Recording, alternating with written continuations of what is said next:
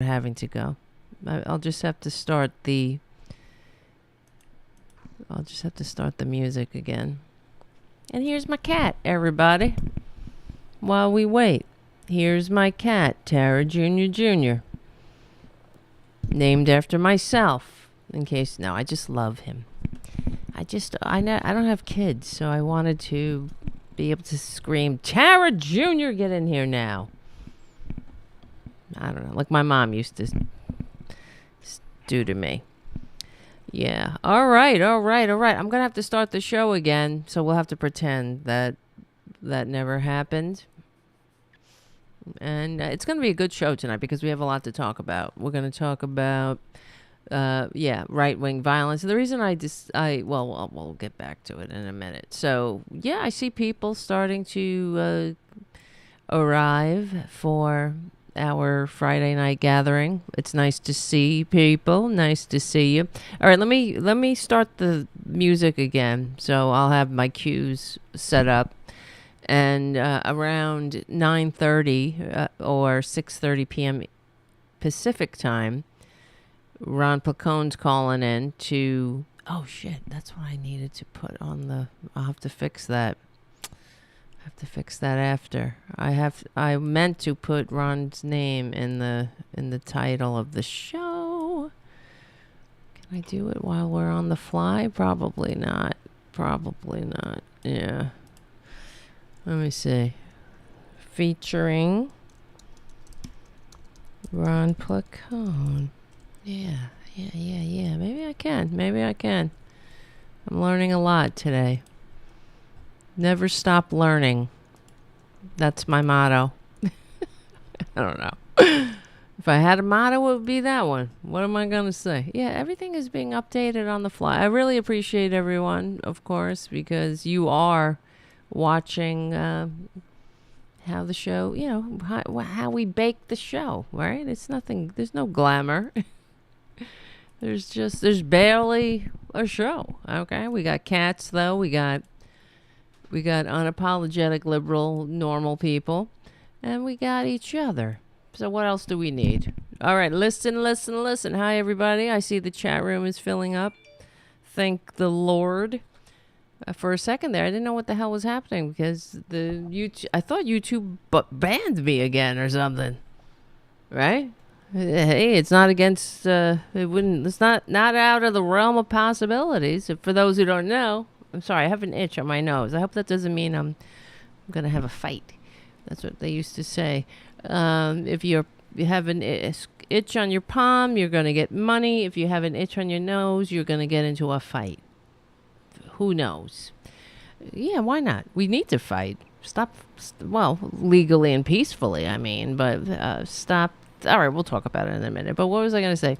Yeah, let me start the show over because blah, blah, blah. You know the drill. Everything sucks. And, YouTube kicked me off for being a cyberbully, apparently. But I don't know what I said. I said nothing. That's what happened. We know the truth. See, this is the thing. This is the same reason they kicked off that Facebook shut down the Republican Dirty Tricks Facebook page. It's both sides.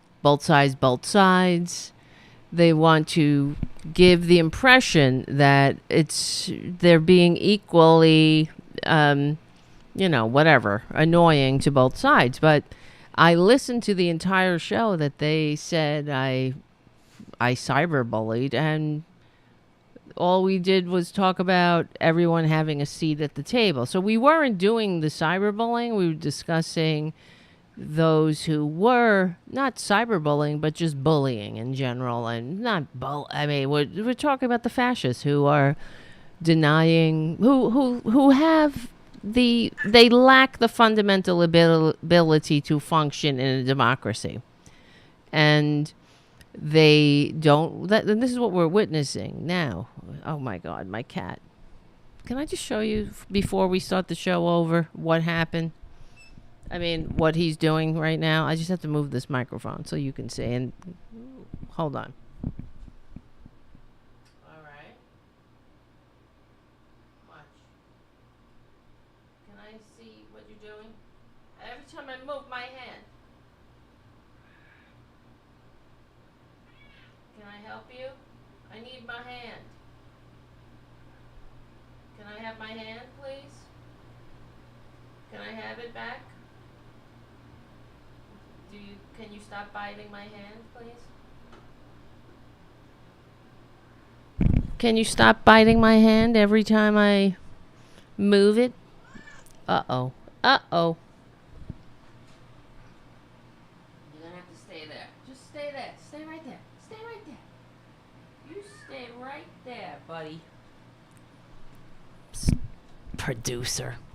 Oh, thank you, Jim, for your super chat. Yes, I really appreciate that. That's nice. Right out of the gate. Yeah, he's great. See, I taught Tara Jr. how to give his paw, and it's great, but now he constantly gives it. He gives his paw because he wants treats, but he also wants to be pet, so I understand that. He's feeling a little bit neglected, and I feel bad, too, because I have the 2 kittens that I've been socializing in the bedroom. They're leaving next week. Next Sunday, they will be going to their forever homes. That's good. Another success. 2 more kittens off the street, and they got fixed this week. So they both have cones. It was a rough night when they came home from surgery. The poor things. I felt so bad, especially Salty because she's female, and then they do a complete hysterectomy basically. So she had to have major surgery, and she was in pain. Little Salty girl. She was. I could tell. She wasn't having it. She didn't eat for 24 hours. And then finally, the next night, she finally came out of her little cat cave. I was trying to feed her but she had no interest.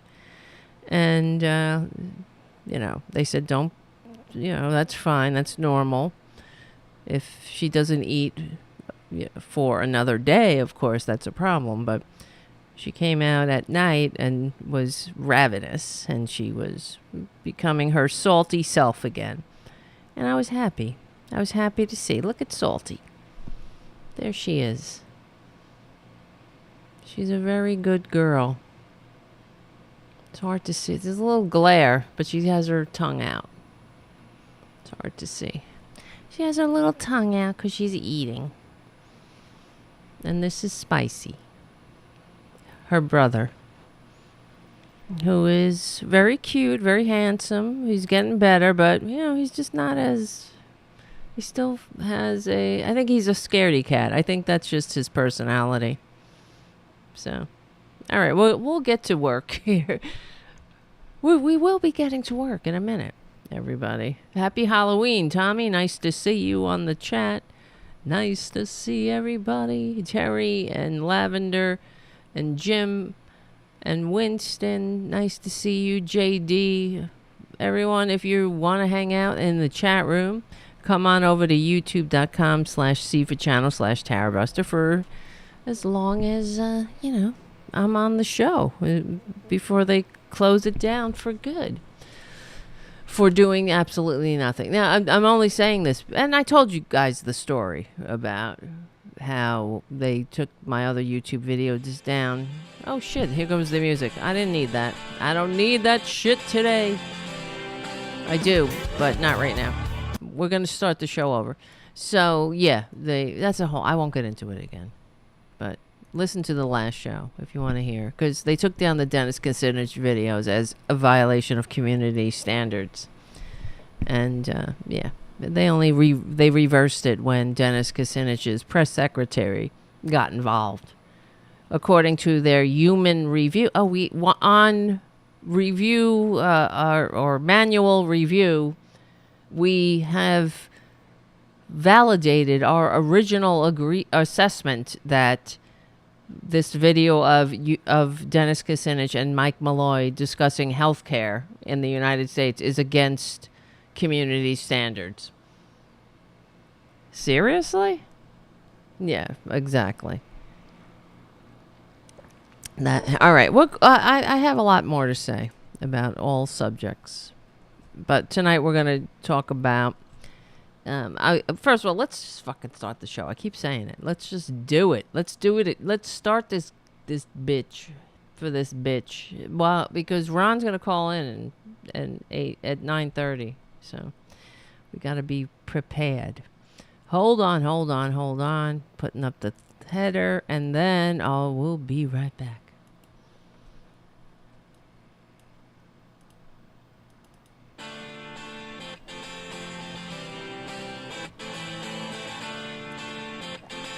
RDTDaily.com presents a Tarabuster with comedian Tara Devlin. All right. What the hell is going on? My name is Tara Devlin. Thanks for hanging out. Unapologetic liberal talk on the right side of history, decency, dignity, democracy, humanity. And isn't that what we need? We do. Please become a patron if you can at patreon.com/Tara Devlin to keep the show going and growing. Give the show a good review on iTunes. And I do appreciate you guys. I see that, you do that. So that helps. That helps keep us up in the polls, down in the polls, right? Missed you too, Terry. Nice to see you, Terry. And thank you for your super chat. Yes, we were off YouTube because of being banned for a week. So, all right, let's get to work. All right, where do I begin? Where the fuck do I begin? Because, all right, a few things. Of course, Elon Musk, everything sucks. Okay, why does everything suck? I'm so sick of it. That's what, it's terrifying and depressing and also infuriating because give me a break here. All right, where the fuck is Merrick Garland? I'm not talking about, he can't arrest Elon Musk, of course. I'm not talking about that. I'm just saying in general. These freaking fascists are running amok. And we're bringing yet again a plea for normalcy instead of the hammer of the law down on these traitors' heads. Why is Steve Bannon out, able to do a podcast? Why are any of these traitors? Why is the con man on sitting, squatting in Moral Moron with a bunch of empty folders where classified information used to live? Now, that's what we should be terrified of, right?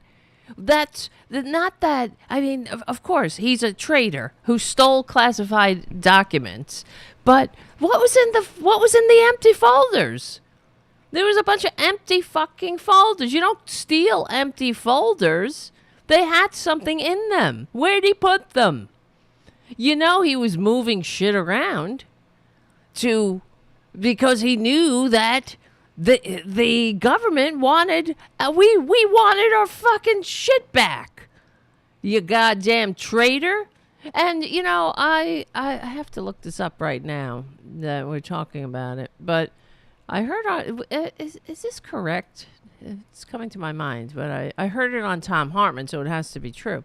But he said that, and that's why I want to just want to look it up. Because it's only something I heard. I didn't research it myself. But that Donald Trump, during the Donald Trump so-called presidency, despite receiving fewer votes, he had more of our CIA agents and clandestine officers or spies, in general, were murdered during the con man's illegitimate, less vote getting administration.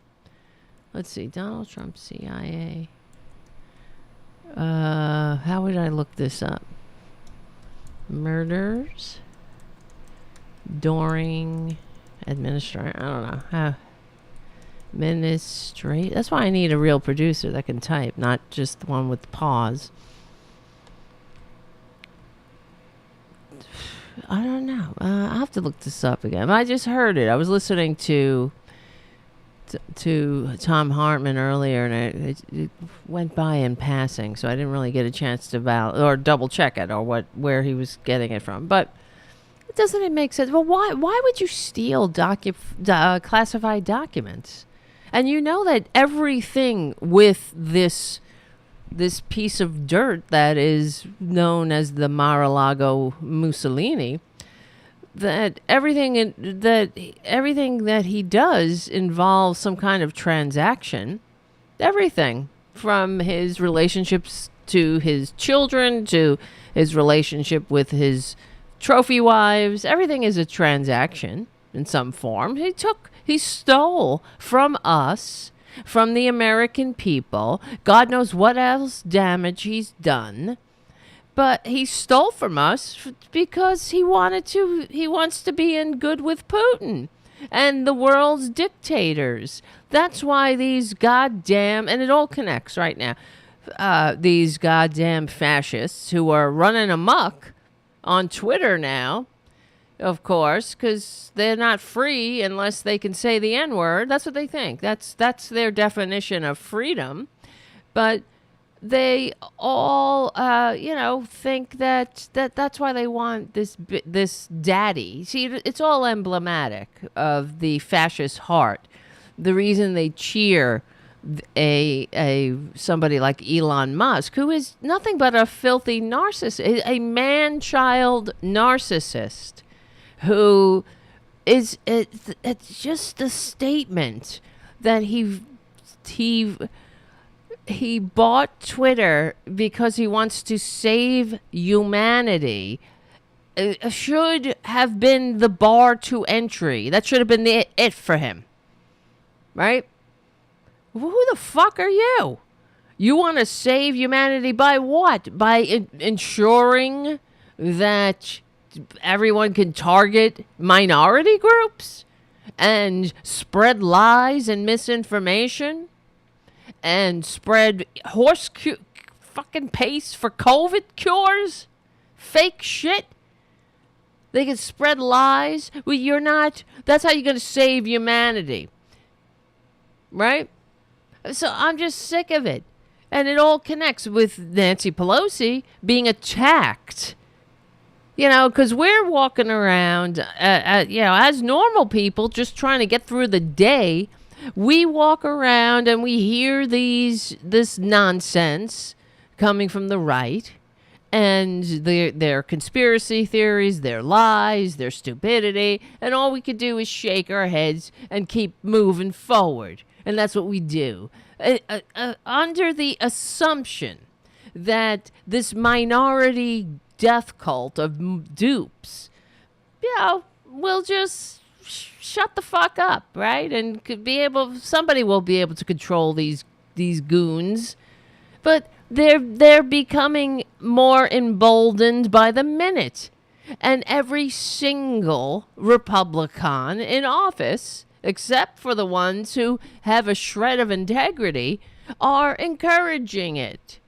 So that's why, a mentally ill fucker, and yes, he's mentally ill to do what he did. But you gotta be mentally ill to believe the lies coming from the Republican Party.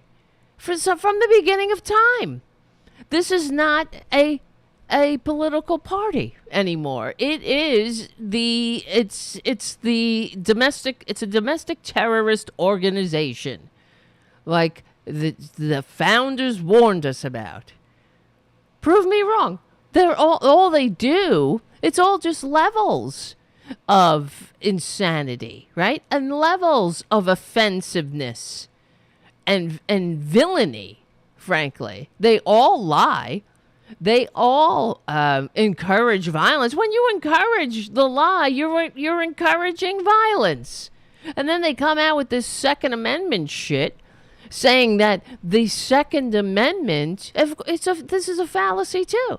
The Second Amendment is there so you could murder your elected representatives. That's how you change governments. Yeah, that sounds like a real normal freaking government that the founders, the students of the liberal age of enlightenment, would put together after just overthrowing an intergenerational monarchy and aristocracy that, kept people down for millennia.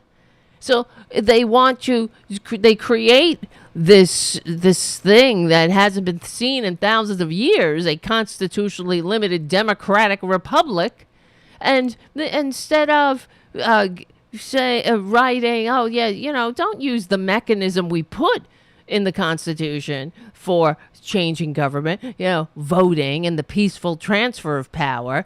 Just fucking shoot people when you don't agree with it. And what don't they agree with? Because this is the other thing that I can't stand about them. It's that they want all the benefits of civilization. They just don't want to share. They don't want to share with anybody who's not like them. Because they're little, they're tiny, they're afraid. And nobody is telling them to evolve. These weaklings. These little weak, whiny-ass bitches.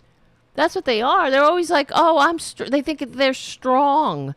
They think holding an AK-47 in Walmart makes them strong, when it makes them the tiniest little bitches going. And they look pathetic. They're pathetic. They're embarrassing in the least, but treasonous in the worst. And I'm sick of it. I'm sick of it. I'm sick of the meekness. You cannot fight legally and peacefully these fuckers while they're unhinged. You can't be apologetic about it. And when people interview the likes of Carrie Lake, who is a more insidious kind of fascist, because she's more polished and she seems, like obviously she's a broadcaster, so she knows how to talk to people, and she could peddle this bullshit more nefariously, more insidiously, and the corporate media mouthpieces sit there and they interview her and they're like, they give her the platform to spread her bullshit. And this is how we get here to where some lunatic is busting into Nancy Pelosi's house trying to kill the Speaker of the House. Because the corporate media, the way they should respond to or present the likes of Carrie Lake is not to sit there and be like, oh, yes. Well, there's no evidence of this voter shit that you're shoveling down people's mouths like an infected pustule and a baby bird, like a bunch of God. Well, they're not. I don't know. It's no offense to baby birds, who are good and decent, but like parasites sucking and bloating up a leech or something. I don't know, but instead of being polite to her, you just have to say, you're full of shit, lady. You're a liar. We know it. Oh, call us what you want. You're going to call us fake news? You're going to call us, the elite? Go right ahead, honey. Why don't you call it when I'm ready to hit my pillow and go to sleep? Because I need the fucking cure for insomnia. I'm sick of hearing the same old shit from you. Right? Well, instead of giving them legitimacy, that's what they do, because by sitting there and treating them with respect that they don't earn, they don't deserve, they're validating it. They're enabling it. Well, now it's up to the voters. Gee, we have a violent fascist coup on one hand, and then gas prices. I have news for you, fuckers. The gas prices, the Republicans have no goddamn plan to reduce gas prices. They got no plan for inflation. They got no fucking plan. And in fact, they want you dead.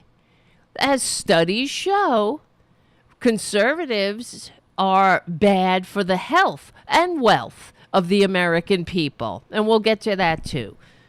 There's a new study that came out. I mean, there's been many studies that come out that say that conservatism is literally bad for your health, that increases suicide rates, death by despair, and more direct forms of death, like needless death without health care and shit like that. And now we got another study that validates all of this. And the other thing that makes me sick, and it is really the failure of the corporate media, that they, and we were talking about this before we got banned, but like, for example, when they do the polls and they say, they ask the morons, like, what's her name? Elise Jordan did a poll and it kept, and you guys know I watch Morning Joe. It's like my filthy. Some people wake up and smoke. I do this. It's just as bad for my health, really. But, and I don't want you to smoke, guys. If you're a liberal, don't smoke, please. We need everyone healthy and ready for the revolution. So, but they were all complaining the day after Elise Jordan's. What the hell? Oh no, honey, are you okay? He's got like hair balls. Tara Jr. He's been coughing. You okay, Bobo? That's what that is. In case you see, don't be alarmed. He's hairballing out over there. But he's fine. He just had a checkup recently. He's good. He's a good man. They're hard to find. They said good men are hard to find. They're all at. I've seen. I mean, you just go to the North Shore Animal League. There's a bunch of them there. All good men and women. All right. What was I saying? Yes. Oh, so on the Morning Joe, Elise Jordan's one of her focus group, which drives me up a wall, that they focus group, they take a handful of low information voters and then they amplify the fallacies, right? And we were talking about it. I think maybe it was the last show where they were saying, something about Joe Biden. No, should Joe Biden run? No, the lights are on, but nobody's home. All this shit, which is it's complete and utter bullshit. And they don't challenge it. She just sits there and go, So why don't you push back? Say, no, there's zero evidence that Joe Biden has dementia. And the same thing when they say, well, Republicans are, I'm worried about the economy and Republicans. So we need some Republicans. First of all, second of all, and third of all, the fact that people think the Republicans are better for the economy is an example of the failure of the corporate media, because by every measure, Republicans are worse for the economy. As far as history, for the last fucking century, okay? Everything Republicans stand for, all their policies, all they do is make the rich richer, period, and separate the people further and further from the mechanisms of government to do anything about it. You see? And the ultimate goal is the installation of a fascist dictatorship with the trappings of democracy. Like how most republics fall in general. That's it. By every measure. For real. So why? When I heard it again on the corporate media, I hear it all the time. Well, people think that Republicans are better for the economy and blah, blah, blah. So they think that, voting in the midterms, don't worry about fascism or, with my gas prices. Why don't you stop these people in their tracks and say, excuse me, you know, I'm on a platform. I'm not talking. Now I'm on MSNBC, reaching millions of homes, and isn't it malpractice to let this ignorance spew from someone's mouth and not correct it? Doesn't it say everything we need to know about the failure of the corporate media, that people think the Republicans are better for the economy when they're not, by every fucking measure? Hold on. All right, my name is Tara Devlin. Let's see, Republicans. Where did I had this article. Democrats are better for the economy. Yeah. No, they're not. Just look it up. Just go on Google. Democrats are better for the economy. Here's an article. There's a ton of them. Even on Wikipedia. Because there's math, you know what I mean? It's math. By virtually every objective measure, Democrats do better on the economy. It's not even close. This is from the New Republic. So why doesn't America know it? Because of the corporate media. That's why. They have these narratives. And they can't break out of it. And that's why it's just nonstop. Both sides. That's why we're even today when they're talking about how Nancy Pelosi, how this kook tried to assassinate Nancy Pelosi. They have to come back with on both sides, like when Steve Scalise was shot at the baseball game. You know, it's like that. It's just like that, except that for every incidence of left-wing violence or violence against right-wingers, there are hundreds of incidences of Republicans, conservatives, committing violence. And not only committing violence against political enemies, because it's coming from their standard bearer, you see? There is no comparison. There's no both sides to this shit. Because, you don't hear Joe Biden calling for violence against his political enemies, do you? You don't hear anybody on the Democratic side or condoning it at all, or turning a blind eye or looking away. It didn't even take long. It hasn't been. How long has it been since Nancy Pelosi's home was invaded by another domestic terrorist? What time is it? 12 hours it's been? And the Republicans, they condemn, right? But not every Republican. Virginia's governor, what's his name? Glenn Youngkin, joked about it already. I guess maybe it was a tourist visit, right? Maybe some guy was just there for a tourist visit. You wouldn't even know. If not for the hammer coming repeatedly down on Nancy Pelosi's husband's head, it would be like a regular visit from a friend. Yeah, Virginia Governor Glenn Youngkin joked on Friday about the violent attack on Speaker Nancy Pelosi's husband, Paul Pelosi, who is currently hospitalized. And this guy's 82 years old, and could you imagine the horror? He was tied up. He said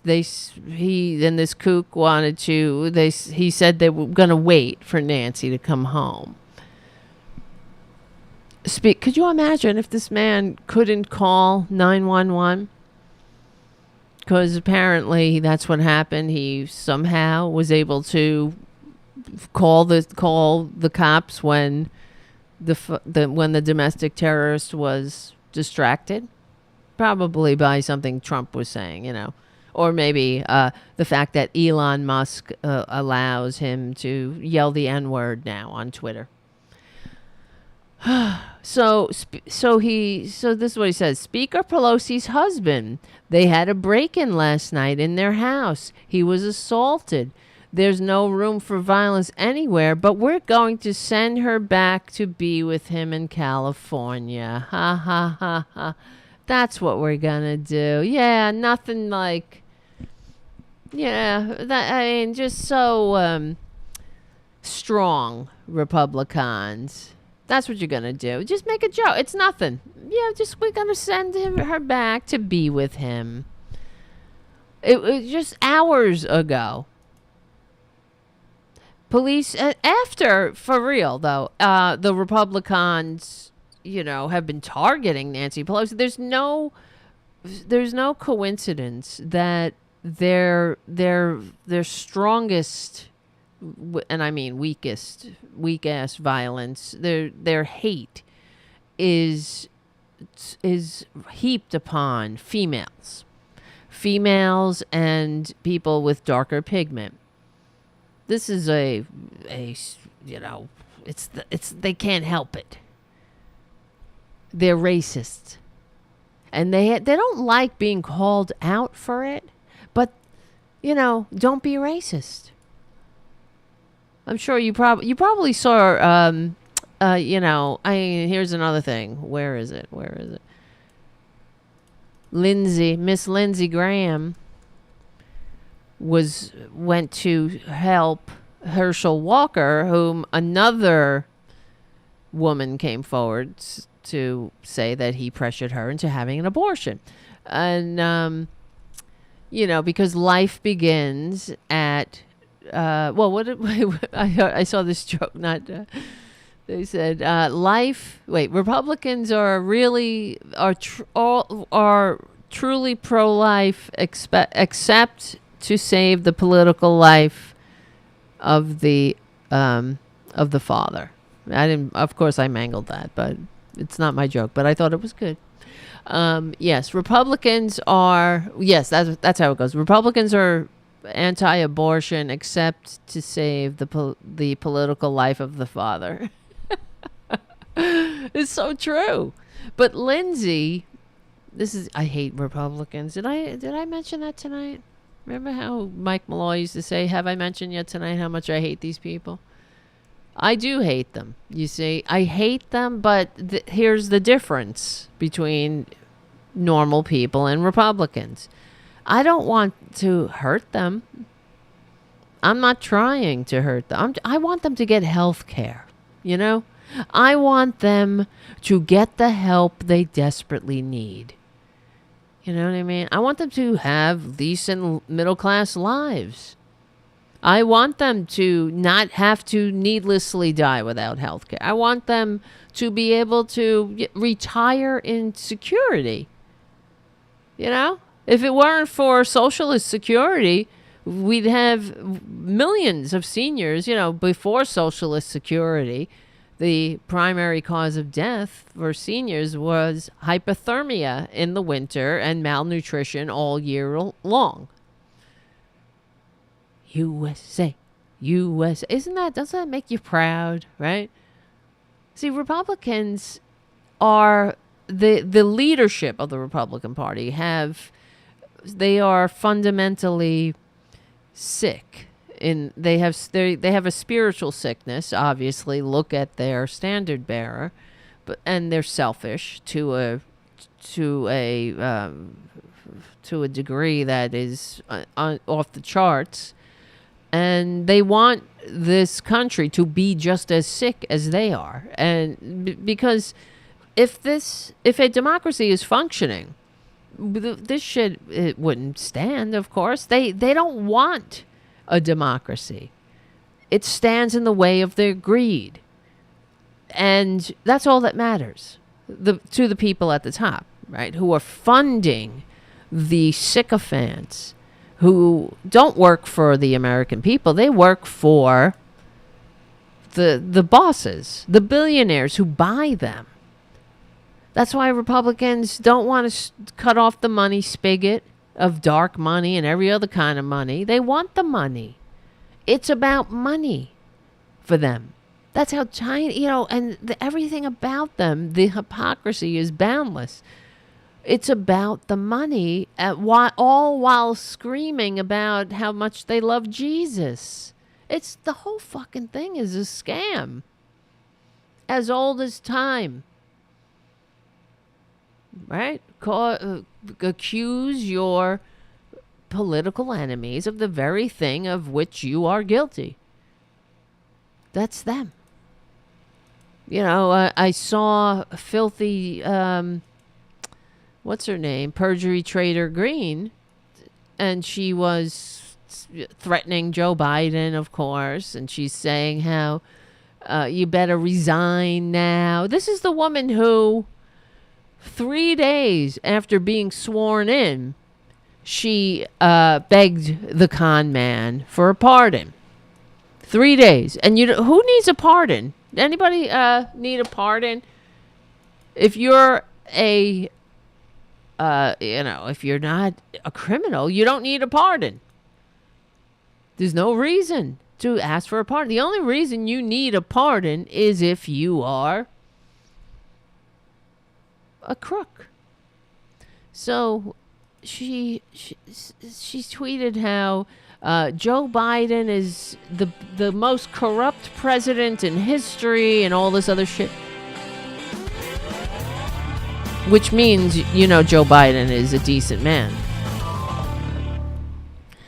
You see, when people like Perjury Trader Green who begged a pardon 3 days after being sworn in, but when people like her are calling you or calling Democrats corrupt, calling Joe Biden corrupt, you better believe that, basically she's saying that Joe Biden is a decent person. And because when a crook and a fascist and a racist and a kook and a moron and somebody, what they, who, maybe, is that cyberbullying now that I'm saying that? It's not cyberbullying. I'm saying what people say. Some people say, no, anyway, I don't know. But when that person is calling you names, then that's a compliment. When racists are upset, then that's a compliment. But anyway, hold on a second. Lindsey Graham, G.R. Graham Herschel. See, I wanted to play this clip. Where is it? I have to play it off the screen. Oh, I hate this guy. Legally and peacefully. His Lindsey Graham, this tough guy act with him is very tedious. Let's see. Hold on. That's why I need a producer. And things would go faster if I had a producer. Look at his face. It reminds me of when he yelled at what's the place? What's his face? At what's his face's hearings at Beer Bong Brett. If you want justice, you come to the wrong place, buddy. That was Lindsay. Meanwhile, who the hell is he? He's been there. How long has he been there? He's a grifter. He's disgusting. Okay, hold on. Legally and peacefully disgusting. How come I can't hear him? Oh, look at this tough guy. Oh, you're so tough. If Herschel Walker becomes a Republican, maybe every other young child in America of color might want to be a Republican. Really? That's what they're trying to do. Don't let them get away with it. TeamHerschel.com. I want the biggest night for the Herschel Walker campaign to be tonight. That was not the clip I was looking for, but it's They're scared to death. Herschel Walker. becomes a Shit, Republican, why is this maybe playing on every loop? other young child If Herschel Walker becomes a Republican, he is a Republican. And the other thing is, the entire campaign of Herschel Walker it's racist, and they know it. Because Herschel Walker, that's the guy. They just pick a guy who's got darker pigment because he's going up against a guy who's got darker pigment. That's all they care about. It's all these, identity politics. What I was looking for was, let me see, where he said that liberals would jump off of the Golden Gate Bridge. And I'm sick of it. I'm sick of the Republicans. They're constantly fantasizing about killing their fellow Americans. That's what they live for. changes the entire narrative of the left. We're a party of... Uh-oh, here comes Junior again. Why Herschel? They're beating all of our guys up, but what is it about this guy? What is it? He's a disgrace and a hypocrite and fundamentally not fit.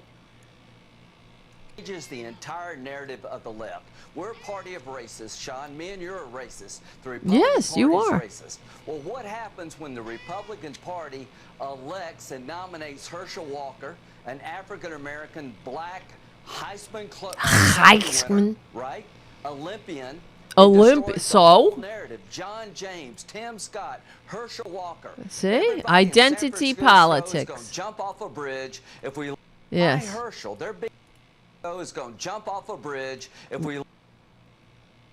Why are you... Who would think this way? The other thing, you get the point. It's probably playing very low. But if you're... This is why I can't stand, again, about the corporate media. They never point this out. They do point out how Republicans just want to own the libs. But that in itself, complete the narrative there.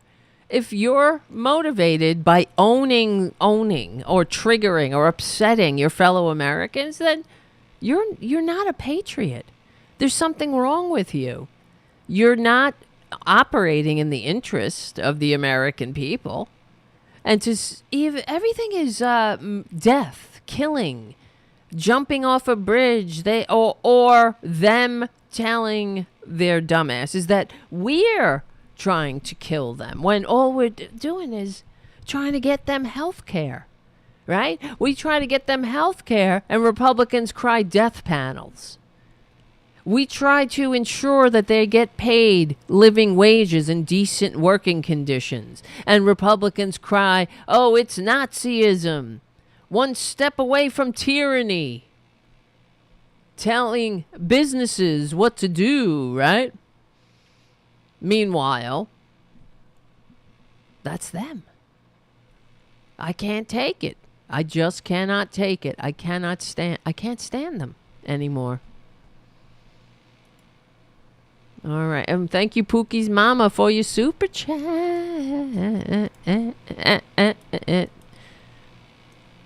Bam, bam, bam.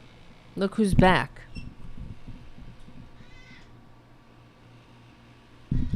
Look who's back. Junior's back. Yeah.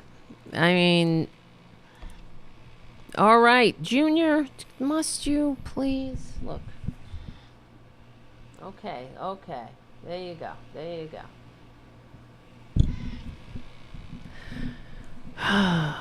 But yeah, and I'm only hesitating because it's almost time for Ron to call in. I don't want to keep him hanging, but I'm just sick of it. What are we saying? The fact that they're walking around stoking violence, committing terrorist acts, and it's all about how we can't talk to each other anymore.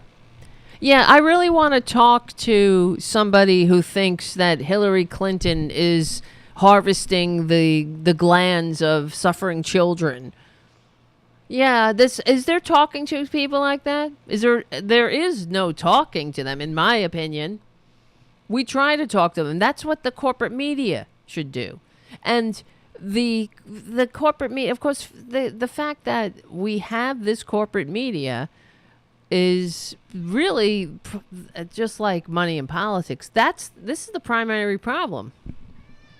I know. You got to sit there. I'm sorry. I'm sorry. Stop it. Stop. Sit down. Relax. I can't put him in the bedroom because the kittens are there. It's getting crazy. I'm sorry for those who are not a fan of the cat coming back and interrupting the show. Some people are not fans. I don't like it either. I mean, I like him. I just wish he would sit there and stop biting my hand and stop crying. And okay, but I love him. What can you say? Love, love, love. And if this were and in fact, actually, when Rob and I were filling in for Mike Malloy for a couple of days, and we were talking about talking about the kittens that I have in the bedroom and Tara Jr. before we went on air, and I thought, yeah, if we weren't fighting fascism, this is the kind of show we could have, a nice show where we talk about nice things, right? That's what life is about, right? It's not just about fighting fascism. I want to, I don't know, walk on the beach and socialize some kittens, right? For adoption. Wouldn't that be nice? That's the fruits of the sacrifice that others fought, bled, and died to entrust to us. They fought, bled, and died, so we had the freedom to pursue our lives, to have lives that had some leisure time where we could pursue our interests and write poems and sing songs and do comedy and connect with other human beings. Instead, we have to constantly deal with all these kooks and fight down one fascist coup after another. Anyway, hold on. Here's the music. And when we come back, we will be speaking with the great Ron Placone. Hold on. We'll be right back. All right. This is Tara Devlin, Unapologetic Liberal Talk. On the phone, Ron Placone. Hello, Ron. How you doing? Hey, Tara. I'm good. How are you? I don't know. I was at the beach, actually. Oh, you are? You lucky bastard. I was. I still make sure I walk to the beach. It helps. Yes. It helps keep me sane, to it tell does. you the truth. It really does. Right. You have to get... Grounds me. Right, to listen to the ocean, and it does make a difference. I know what you mean. Just to be a part of nature and to clear your head a little bit. I mean... How long did it take you? What is that? What's that? Uh-oh, you're breaking up. Ron? Can you hear me? Now I hear you. Yeah. Yeah. Okay. Are you walking around on the beach now? No, I asked you... No, not at all. I'm stationary. I don't know what that was. But, no, I asked how long would it take... Uh-oh, you're breaking up. How long would it take what? To get to Rockaway from where you are. It takes about an hour. Not too far. I've been there. I went there over the summer. My friend has a house there, and I just went for a day. And it was nice. I did walk on the beach, and we, it was nice. I didn't swim or anything. I just put my feet in the water and all, and it was a beautiful day. But yeah, I mean, I would love to not have to think about this. Oh yeah, it's nothing compared to beaches in California, I'm sure. So really, that's nice. I live in San Pedro, and we're the South Bay, so we're not the most extensive coastline in the area, but we got a nice neighborhood beach, and it's very That's wonderful. wonderful. That is great. Yeah, you could just every time you need to clear your head, just go and listen to the waves. It's beauteous. But anyway, getting back to what we're talking about here. So what do you, I know you're involved with, or not involved, or you're writing a lot about the FCC and what's going on with the internet still. I mean, it's, well, we have midterms coming up, and I'll start with a couple things. I mean, I'll start with net neutrality. That's kind of the most, frustrating thing going on in the room right now. So we still do not have a fully functional FCC. They are in a 2-2 gridlock. 2 are pro-net neutrality appointees, 2 are anti-net neutrality appointees, which means there's total gridlock on basically any legislation. And Biden appointed a pro-FCC nominee like he promised he would. And she still has not been confirmed, which this is this is literally historic. Like, historic in a ridiculous way. Biden took forever to appoint her, and I believe it's because he didn't really want to. He promised in the Bernie Biden task force, one of the concessions, like, the Bernie people got from him was that he would appoint a pro-net neutrality FCC. I don't think he necessarily wanted to. I mean, keep in mind, this is the guy that, started his campaign with a bunch of Comcast executives. Right, yeah. So, but putting that aside, I mean, either way, he did it, okay. But he took his time doing it, probably because he wasn't really in a hurry to do it. Right. And now, she still has not been confirmed by the Senate because, Chuck Schumer, the pressure is not being put on Chuck Schumer, and you know that I've been on this show talking about all the conflicts of interest Chuck Schumer has when it comes to big tech.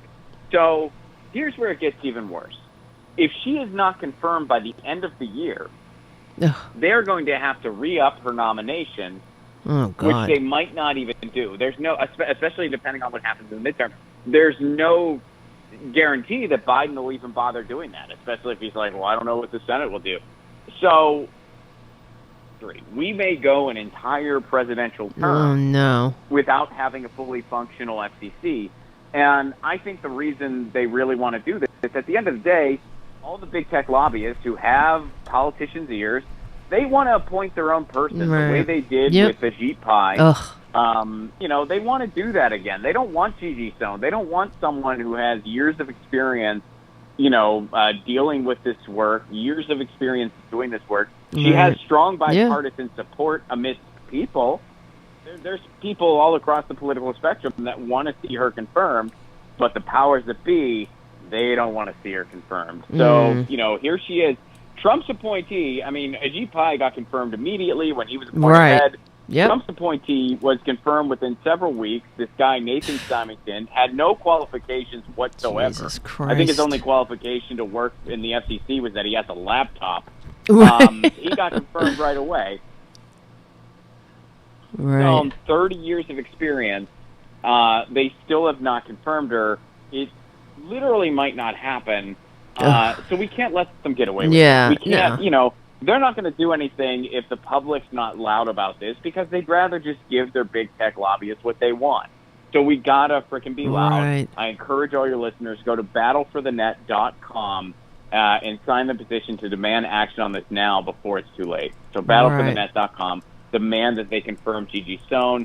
We're already seeing, what internet service providers and big cable companies are trying to do in a world without federal net neutrality. A study was just released last week in 38 different cities.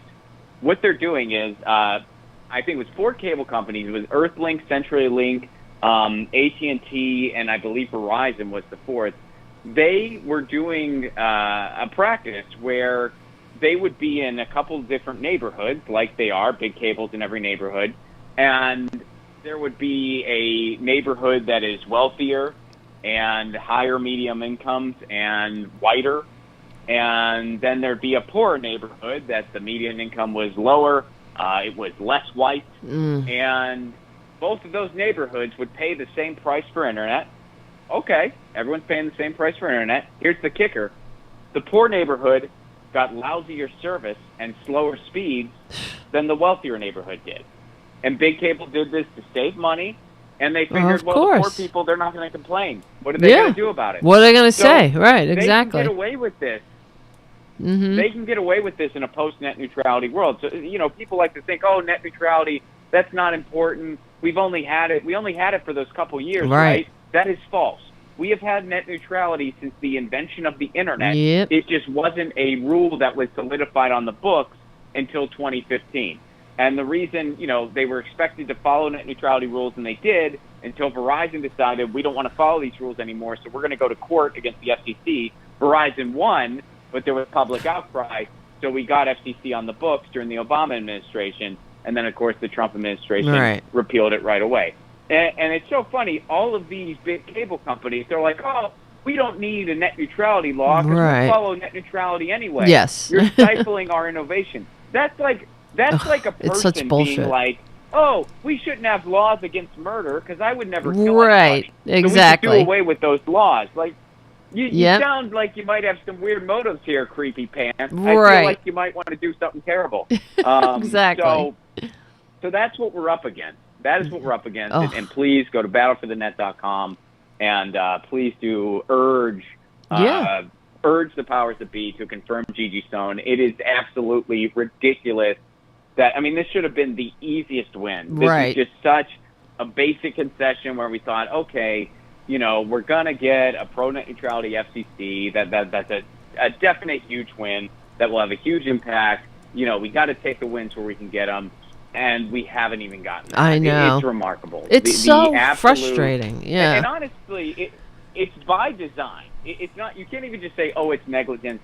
It's just straight up apathy, and they don't care. Yeah. Joe Biden does not have a good history on this stuff. Neither does Chuck Schumer. And of course, none of the Republicans do. Of course. So, we really have to be so loud that they can't ignore us, and they basically have to do their job. Yeah, it has to. We have to be loud about it and make them do it and put pressure on it, because if it doesn't have the attention, it's not going to get done. They just keep flying in under the radar and not do it, like you're saying. And it's so frustrating. It's like it's so annoying. I don't know. I'm just exhausted from every fight. Everything is a fucking fight. It's like we already fought I feel like you this. need some cat time. Yes, but it's like we did this. We passed this during Obama. We fought. We galvanized. We organized, and we finally won. Right, and then you have one douchebag come in there, Ajit Pai and all of his minions, and then they repeat. They don't give a shit about the American people, what the people want, and then they have to put up fake comments and things like that, which says everything about them. Yep. And then we have to endure this apathy about it, as if. Yeah, the dangers of not having net neutrality, it's terrifying, because this is really the last frontier for you want to talk about free speech, really. Hold on a second, I hear the music. We'll be right back with Ron Placone. All right. This is Tarabuster, Unapologetic Liberal Talk. We're talking with Ron Placone, and we're talking about the net neutrality and how the FCC, the nominee to be the new FCC commissioner, has not been confirmed yet, and that's just inexcusable. So everyone should go to what is that? Battleforthenet.com. Battleforthenet.com. Yeah. Battleforthenet.com. Please, it takes less than 30 seconds to sign, and it goes right to your representatives. And please demand that they take action on this. Right. You can call. They have a place where you can put your zip code in, and it'll connect you with your representatives and senators. And or your senator, I should say, and you could tweet about it. It really has to get some attention. And I know how exhausting it is. Believe me, I'm exhausted. Look at me. I look like I aged 1,000 years. I feel like it too. But it's like, come on. That's why I'm so sick of it. I'm sick of it all. I'm sick of the Republicans. I'm sick of the violence. I'm sick of the lies.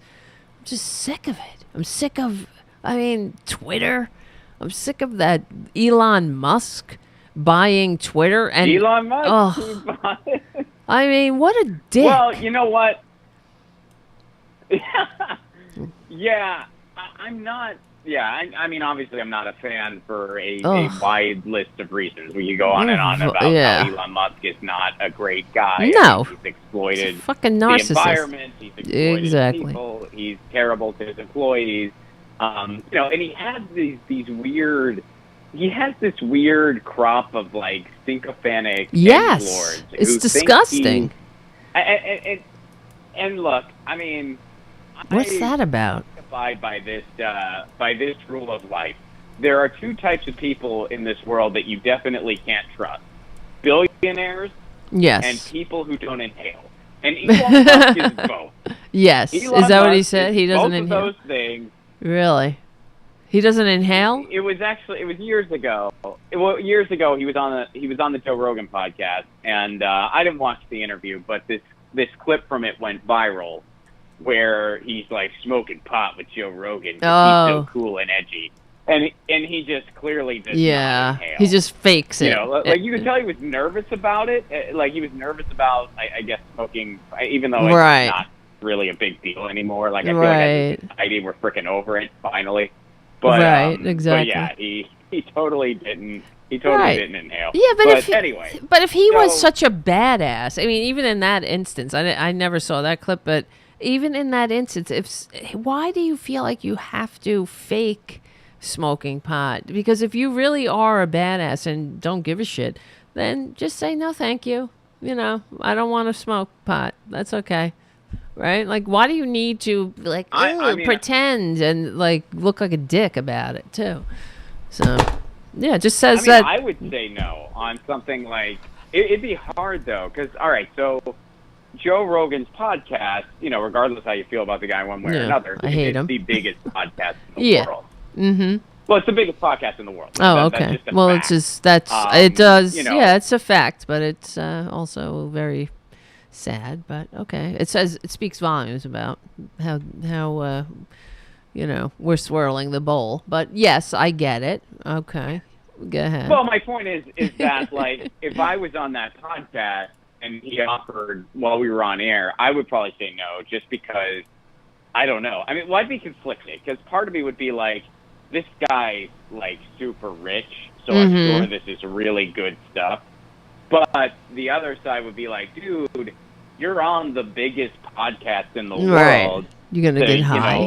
Like say what you want to say and get, aren't you worried that if you get stoned, you're gonna say something really stupid? Right, I'll just look like a which dick. I probably would. Right. But that's what I'm saying. It's like, so, cool people aren't I wouldn't have faulted the guy for saying no. Yeah, that's what I'm saying. It's like, if you're actually cool, if you're a cool person, you don't get influenced by peer pressure, right? If you don't want to smoke, don't smoke. And that should be just as cool as, okay, I'm going to smoke. Fine, go right ahead.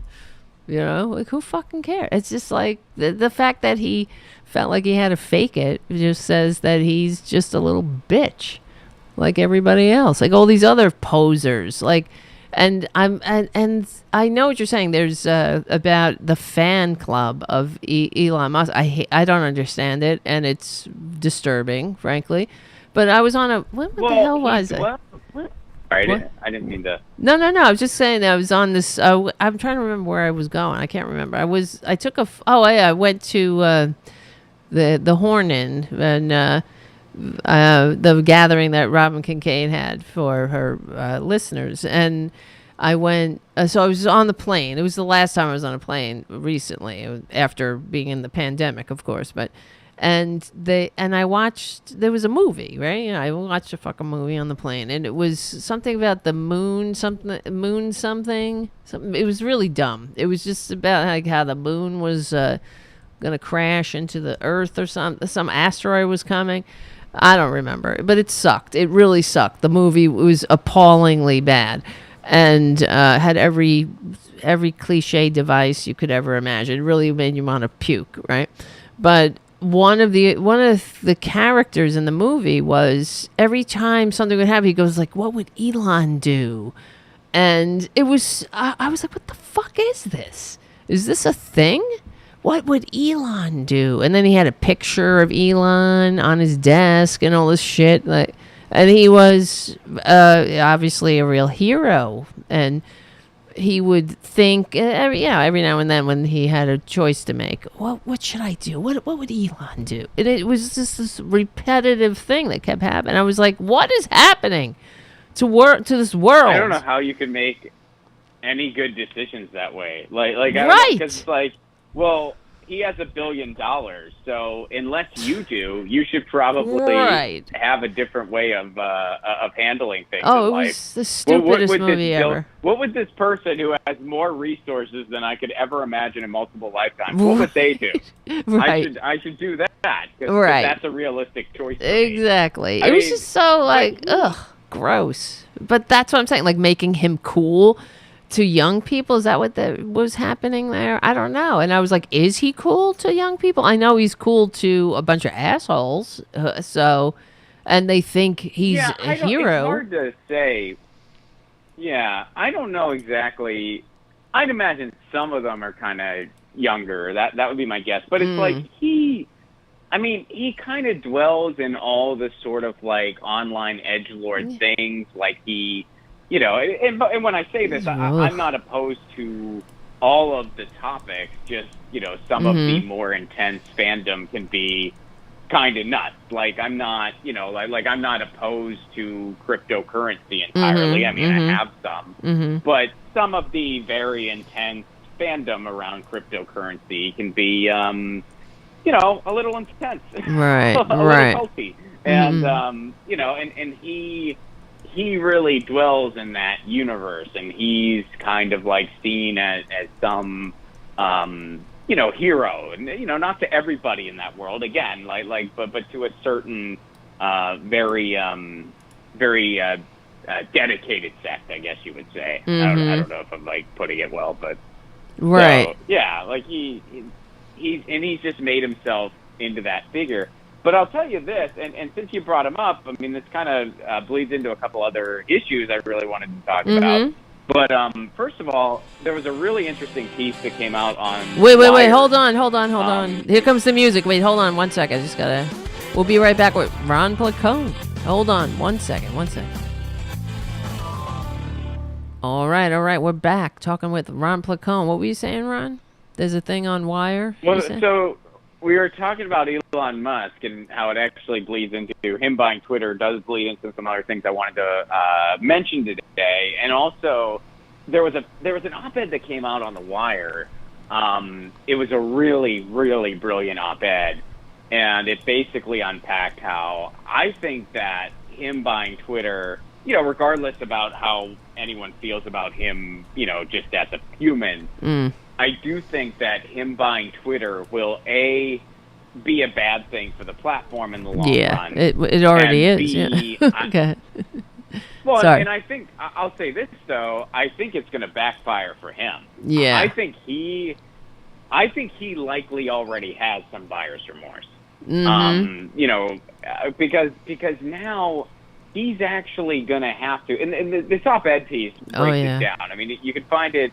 The easiest way to get it, I guess, you know, I'll shameless plug here. Yeah. Follow me on Twitter at Ron Placone. I did tweet out this op-ed. Okay. So if you just go follow me on Twitter, all your listeners, and you're curious to read this op-ed, that's an easy way to, you know, to check it out. And sure, if plug you don't away. like me, you can unfollow me right after. but yeah, like it talks about how now he's actually going to have to, you know, make a platform that is still attractive to advertisers and stuff like that. And if he doesn't, he's going to, you know, like really lose out on buying this thing. Right. And if he does, he's going to like piss off all of his edgelord fanboys. Exactly. Basically.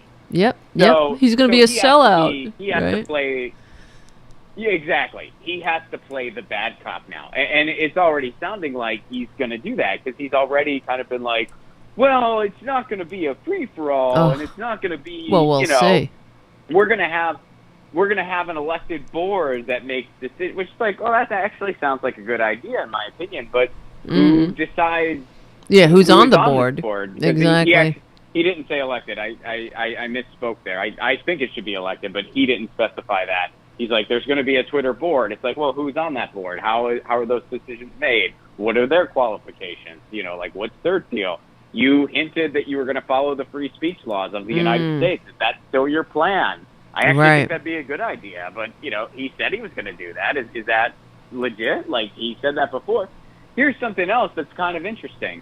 Here's another big thing that's really important right now in our sphere is the privacy in regards to our messages. Now, as you and I both know, we're living in a post-Roe world. Yeah. And in this post-Roe world, on a daily basis, Facebook hands over private messages to law enforcement in regards to people looking for abortion information. Because that's not legal now in some places. Wow. So, they're helping out the cops when it comes to... It's really frightening. Yeah, and it's like right out of The Handmaid's Tale. Because, Oh, yeah, and it's because our DMs are so vulnerable. There's a campaign out there right now. It's called MakeDMSafe.com. The full URL is MakeDMSsafe.com. It demands full encryption all across social media. So Facebook, Twitter, Instagram. There are encrypted messaging services out there, and people use them. I use them too, but not everybody knows about that. And you should have better privacy on these platforms because they are so big and they're used by millions of people. So you can go to this website, you can sign that, and now's a really good time to do it because guess what? Elon Musk, he said that Twitter messages should be encrypted. Well, guess what, Elon? Now you own Twitter. Exactly. You make good on that thing that you say should be in existence. You can make it happen right now, buddy. Right. You bought the platform. Right. So, I don't think Elon Musk buying Twitter is going to be a good thing in the long run. Yeah. But if it gives us encrypted messages across Twitter and hopefully all other social media, I'll take that win. Yeah, so why not? Let's make Elon stay good on one of his promises. That's actually a good promise. That will be make right. DMS. Oh, sorry. Go ahead. Say it again. DMSafe.com. Yes, make DM at MakeDMSafe.com. Yeah, DMs. So safe. it's like the full So the full URL is just like MakeDMSsafe.com. Right. Well, I'm sure you've seen. I don't know. Maybe you haven't, but the articles, and I saw it right away. Right on immediately on Twitter, it became a cesspool again immediately. And the lies started flying, and the N-word, all these accounts posting the N-word. If you search it, it comes up. You see, they're just doing it because that's what they do, And these Republicans they're tweeting things like freedom of speech. Finally, we're free to speak. You've always been able to speak. You've always been able to say the N-word, but just like we have always been able to have a reaction to it, the thing is that they want to be free from the responsibilities of their actions, and I don't. And that's so sad. Mm-hmm. It's so sad that people don't understand because, and as somebody who pays attention to digital rights issues and works on campaigns for digital rights issues, it's so frustrating because so many people, they say the buzzwords, but they don't know what they mean. Right. And they think that, free speech does not mean, like that anything you say, there's no consequence. Right. That's not what that means. Exactly. Nor is people, like if you're making just a cesspool of hate on your social media and nobody wants to follow you or hear from you and people are getting off of a platform, that is not going against your free speech. Exactly. Like you have the right to say what you want and people have the right to be like, okay, you're a jerk. Right. Exactly. And it's so sad that, those buzzwords have become almost like dog whistles for, people to just be like, oh, good, I'm going to just spread my hate more freely now. I'm not limited to, whatever those others, so like Gab or whatever that I don't remember. Right, I don't. The name of one of them, but it's like you have those platforms where it's just like, oh yeah, we're all about free speech here. Which I would like to live in a world where that meant you're going to just follow the free speech laws of the United States. Well, I don't like the idea. Exactly. Yeah, like I do, really believe that I don't like Silicon Valley telling us what is and isn't news or what is and isn't truth. Like I'm not for that. I am against that. On the same note, like these I'm a free speech absolutist. No, you don't understand what free speech is, and you think that I just want to be like racist a bunch or something like that. And it's just so sad. Right. Because I think that the concept of free speech as we have it in the United States is a very good thing, and it's a very important thing. And it's just a shame that it's been kind of diluted in such a way. Exactly. And because it's the infantilism of the right. They are, I always say they lack the maturity to function in a free democratic society. This is why they behave like this. And I made the analogy. It's everybody says, and I remember we learning in school. You have the freedom of speech, and I learned it in the first grade. Right, we learned all the basic civics or whatever, and that you have free speech, but you can't yell fire in a crowded theater. There's with the freedom comes responsibility, right? And but they want us to see, and their argument is that yes, yell fire all you want, just yell it all day long, because yell fire in a crowded theater, that's good for theater, you see, because your play or your theatrical production should be good enough for everyone not to flee for their lives when somebody yells fire in the theater. And people are smart enough to know. They are smart enough to decide if your alarm is real or not. And that's really what they're doing. That's the same thing that they're doing. They're saying, "Oh, you let it all out there, and everyone should be able to decide for themselves." And you can't decide what's true. This is the thing with. There's the truth, and then there's sometimes there are no other sides to the truth, like the fact that the election wasn't stolen. There's no both sides to that argument. And if I think about it, I'm a big Bernie fan, right? I love Bernie. But if Bernie came out here and said, "Oh, the election was stolen, it was rigged," or whatever, right? I would believe it. I would believe it. And well, if he was talking about the Democratic primary. That's yes, of course. I know what you're saying. Yes, exactly. That's a totally different situation. That's a different situation. But you know what I'm saying? That the reason these people of course, they believe it because it's coming from this fucking guy. I don't know why they like this guy. He's a con man. Always has been. Always will be. And but okay, putting that aside for a second. That's why they believe it.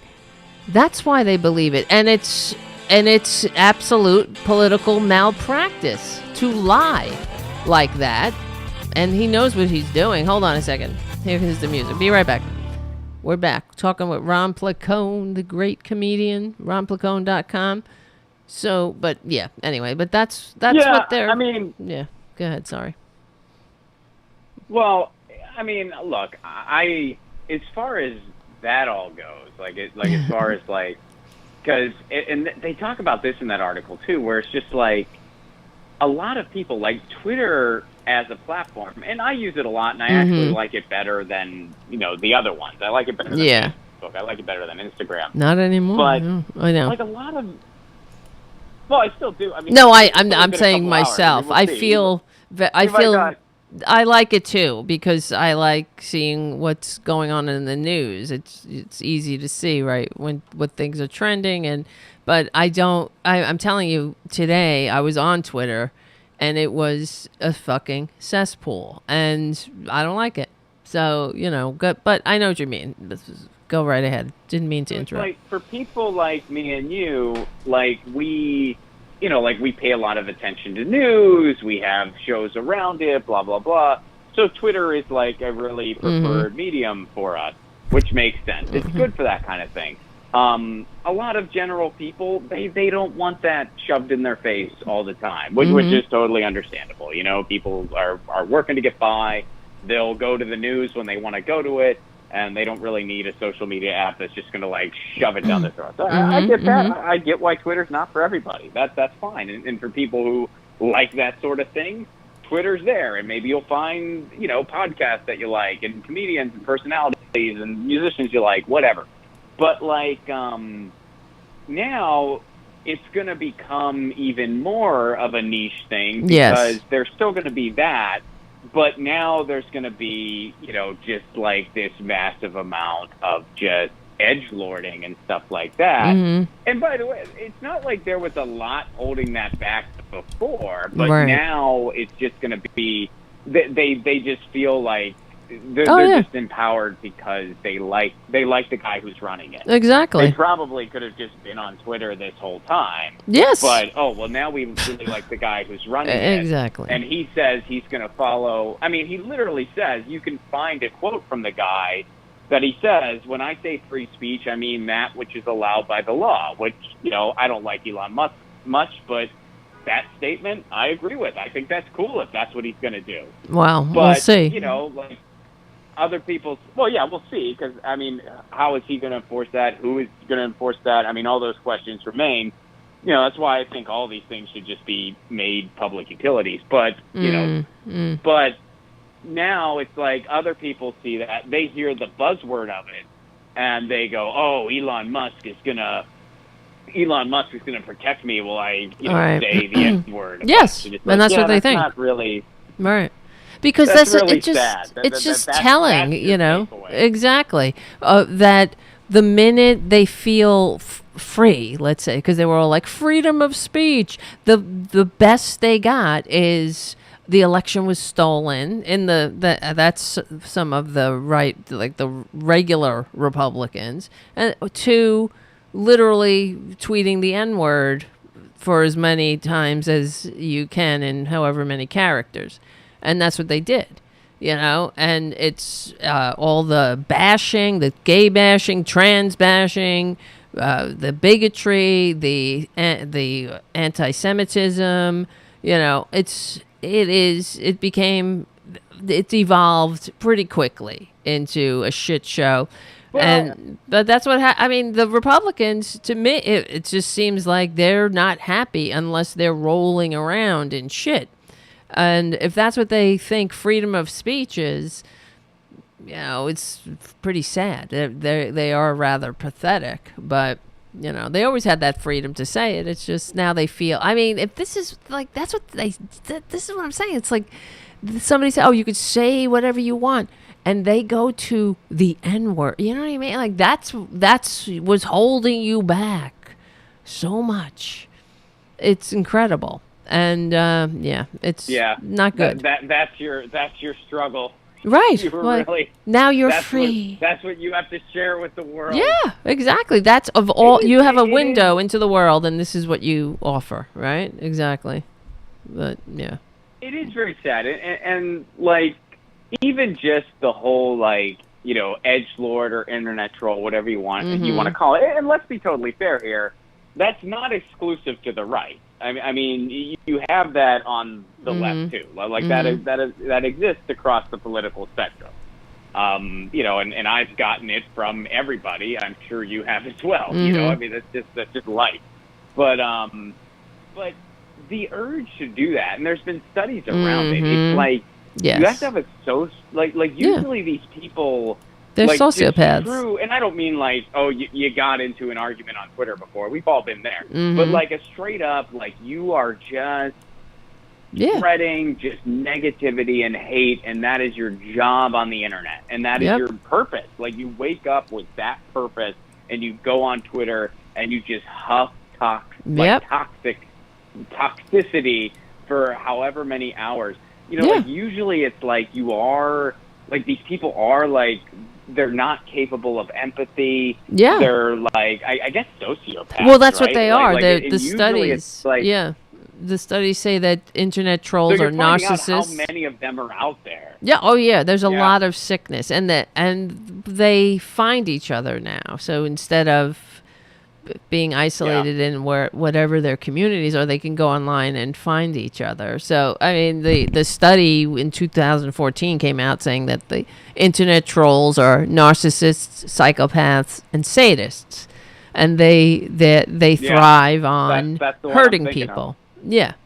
So that's the one I'm they're thinking sick. It's a sickness, and I mean the Republicans and the conservatives seem to have this is their base somehow. They attract this kind of toxicity, and and if they're asked or even, I don't know, that's their big problem, is being challenged to evolve and not be assholes. Just call somebody what they want to be called. That's just so oppressive to them. They don't like it. They can't handle it. They're being assaulted, or their freedom is being challenged when they're just asked to don't be a dick. I'll never understand that.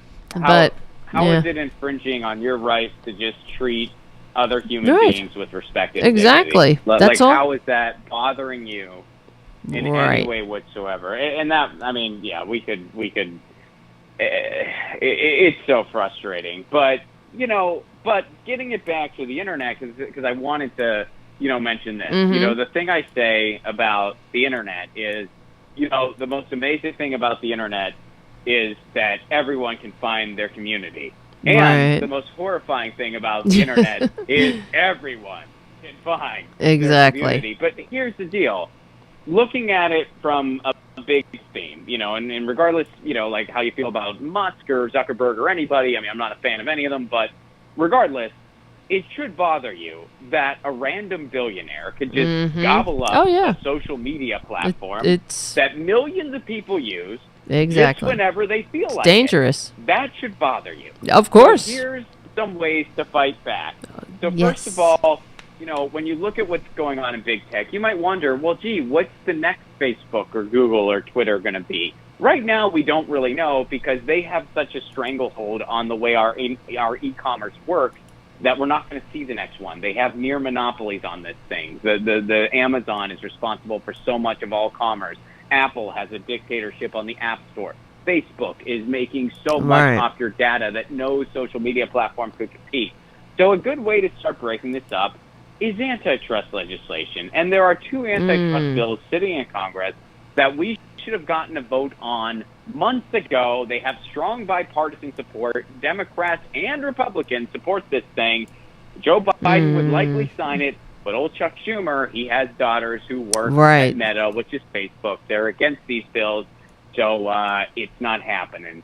So we got to pressure them to act, or in the lame duck. There's a new call to action. You can go to bidenpromise.us and demand that these bills be taken up. Just demand it now. bidenpromise.us, because Biden promised this. Yes. Chuck Schumer promised this. I've been on the show saying they've been promising us a vote. We still haven't gotten the vote. I know. We got to fight for it. bidenpromise.us. Please sign. Please Are you sign sure it's that's the right? Oh, wait. It directed me to somewhere else. It directed me automatically to Biden. some... Wait. Biden? Promise.us. Promise. Yeah, it's like bouncing me to another page. Anyway, hold on. Guys, that's the end of the Progressive Voices part of the show. Thank you, Ron Placone, for hanging out, and always a great conversation with great information. Please follow Ron at Ron Placone on Twitter, and ronplacone.com to check out. Wait, hold on. I got to wrap it up. Wait, I can't. Okay. We're running out of time, so we will win. We're on the right side of history, decency, dignity, and democracy. Become a patron at patreon.com/Tara Devlin. We stick together. We win. I'll see you soon. What's that? What's that site? Ron, what were you saying? It's Biden. No, it's just Biden Promise. BidenPromise.us. All right, that's the end of the Progressive Voices part of the show. Anyway, yeah, that's where I have to cut the show for Progressive Voices. So that's why it's the tyranny of the clock. But I wanted to get you in there before that happened. So because this part of the show doesn't get played on Progressive Voices. So the other part does. Oh, no because they problem. have to No, cut we it down got for it out. commercials. I was just going to mention the website again. Then I was going to mention like I did have some tour dates, but you mentioned my website, so please. that's enough. Okay. It works. But I'll tell folks now that I have on January 28th. I'm going to be touring again in 2023. I'm done for the rest of the year, but and on January 28th, 2023. So you got plenty of time to get your tickets, but get them now because I got an early bird special going on. I'm going to be in Tucson, Arizona. And not only is that a stand-up show, but I'm going to be doing a screening of a short film I did called Loner. So it's a stand-up show and a screening. And if you get tickets now through mid-November, I got an early bird special going. You use the promo code Lucy at checkout, and you get discounted tickets. So I got an early bird special. Yeah, Lucy's my cat. Yes. So you can go to ronplacone.com and get tickets for that show. And you can get discounted tickets. It makes an amazing holiday gift, if I must say so. Definitely. Tucson, Arizona. Or if you want to take a trip to Tucson, it's a Saturday night. So if you're thinking, I wouldn't mind a weekend in Tucson. That's nice. Ron show, ronplacone.com, January 28th. And then February 17th and 18th, I'll be in San Diego. Those shows are actually free, but nice. You got to make a reservation ahead of time. So you can go to my website for more information on that. I'm doing some shows with Comedy Heights. There's a show on Friday and Saturday night, ronplacone.com, and I'll be announcing more 2023 tour dates soon. Shows in Los Angeles, shows in the American Midwest, and then I'm probably going to be doing the Edinburgh Fringe Festival. So. Very nice. I'm glad to hear it. ronplacone.com. That's great. I hope I can get out of the tri-state area one of these days. Just leave my house once in a while. I'm just kidding. Anyway, thank you, Ron, for hanging out. Exciting place. I know. Well, thanks for having me, as always. Yes. Well, we will do it again real soon, and that's it for now. But I will let me know what else you have. I'll post all the links we talked about in the description for tonight's show for anyone else who wants to get involved. And it doesn't take much to just put some pressure on these people, and we need to have these wins. That's for sure. Especially the FCC commissioner and everything that we were talking about, the net neutrality and the antitrust bills. But I'll put all the links in the description, and definitely, we'll be back. We will talk to you later, Ron. Thank you for hanging out. All right, my friend. Thanks, I'll talk to you soon. Have a good night. Peace. You too. Bye-bye. All right, my friends. The amazing Ron Placone, as always. He's very informed, very involved, and it doesn't. That's what I'm saying. It makes you? I know what I'm going to do is because Schumer is my senator, I should say. I will be calling his. I can't believe it, right? It's like we can't. Everything is a fight. I'm so sick of it. I'm sick of having to fight. Every goddamn piece of ground that we already thought we fought, but then we already thought we fought and win. Like, I can't even. Why can't I say words tonight? Why can't I speak like a normal person? Because I'm trying to type and do two things. What am I doing? Hold on, Skype. I have to shut Skype down. Since no one else is calling in, I mean, the phone's not open. As we're connected, I have to pay for the line. So let's shut it down. Shut it down, as Trump would say. We're gonna shut that government down. Shut it down. Oh, all right. Well, yeah, Ron is great. He really is. Guys, I hope you I will put this. I don't know. I don't know why I'm phasing out here now.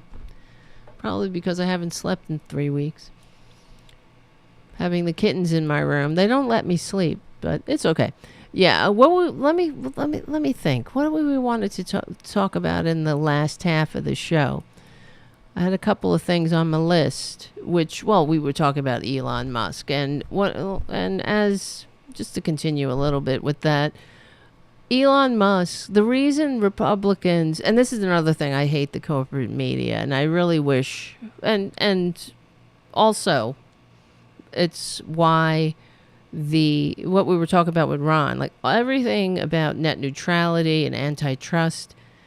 These are very important policies that we need to protect democracy, especially and for free speech, for a show like this, for having an independent liberal media. We need to have net neutrality. So it's that if they and the Republicans know it, that's why they confuse the issue and lie. They have to lie about everything to say it's a government takeover of the internet when it's not. It's the exact opposite. It's, in fact, government is us, right?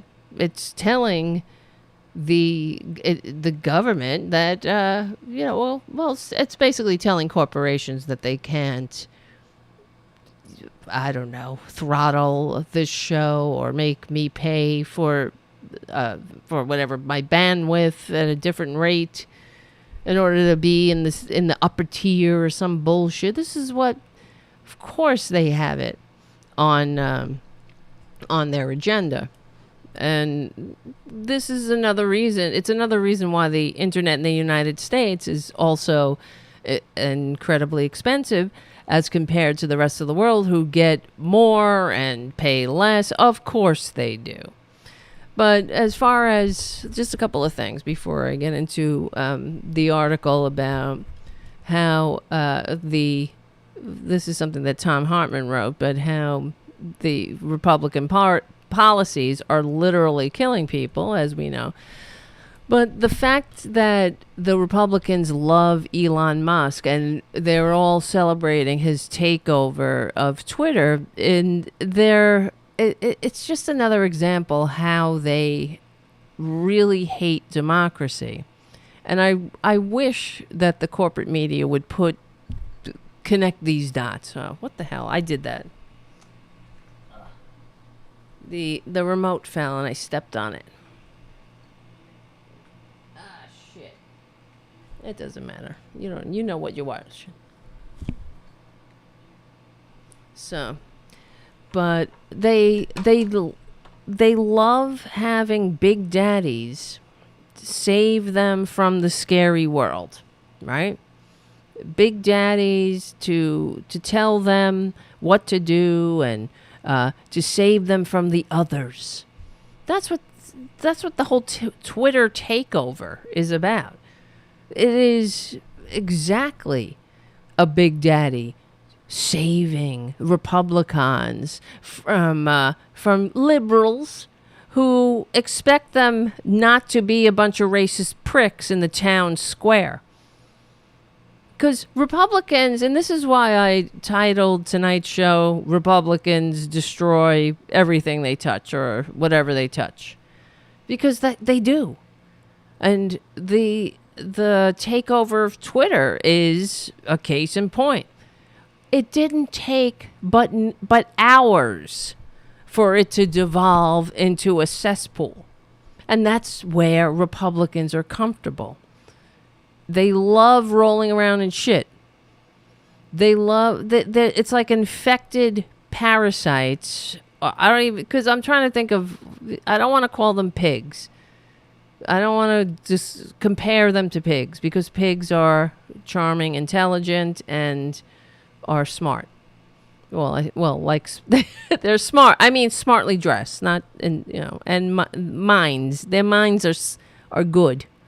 They got really big brains, and they would never behave so disgustingly. Like they would never go on to a public platform and say the N. Why do you need to say the N-word?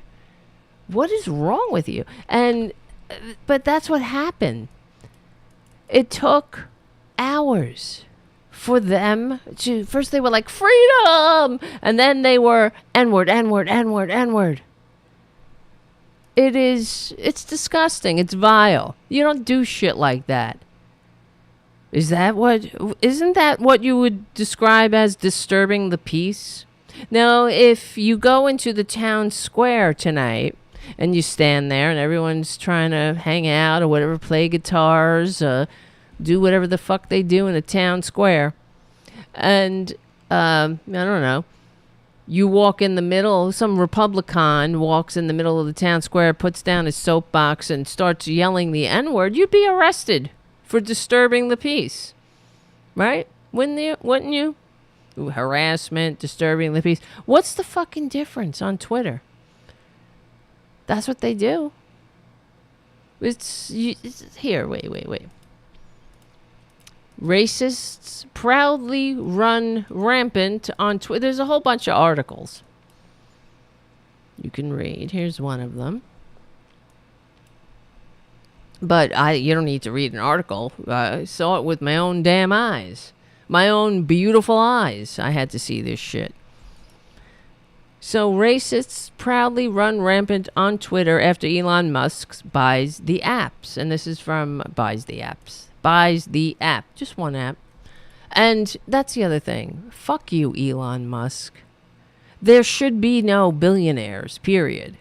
And the fact that Republicans are like, great, one sick narcissist, one overgrown man-child narcissist buys this important town square that the entire world, for the most part, participates in.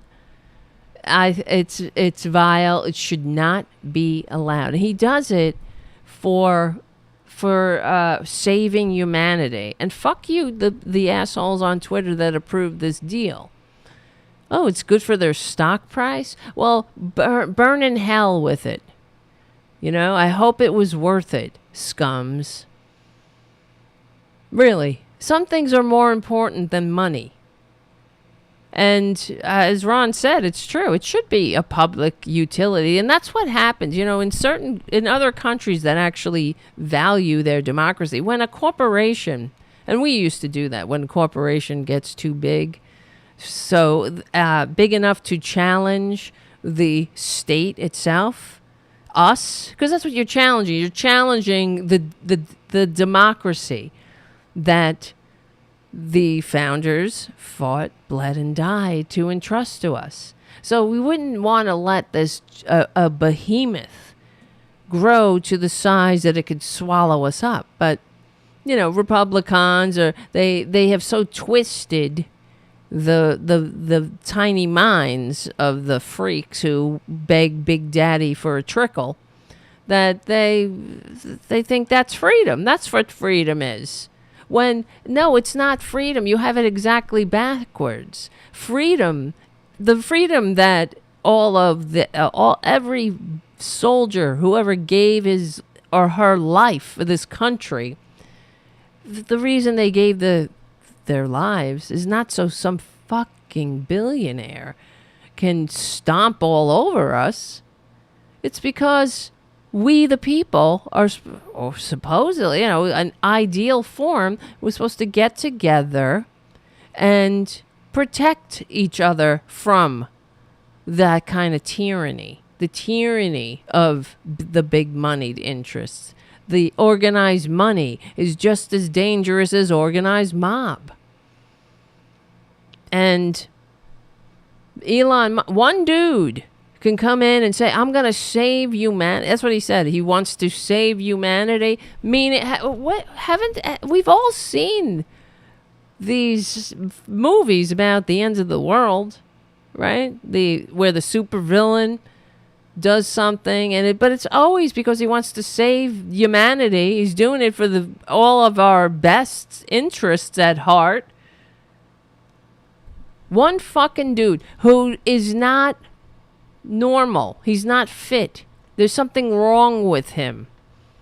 He's a sociopath. He's a narcissist.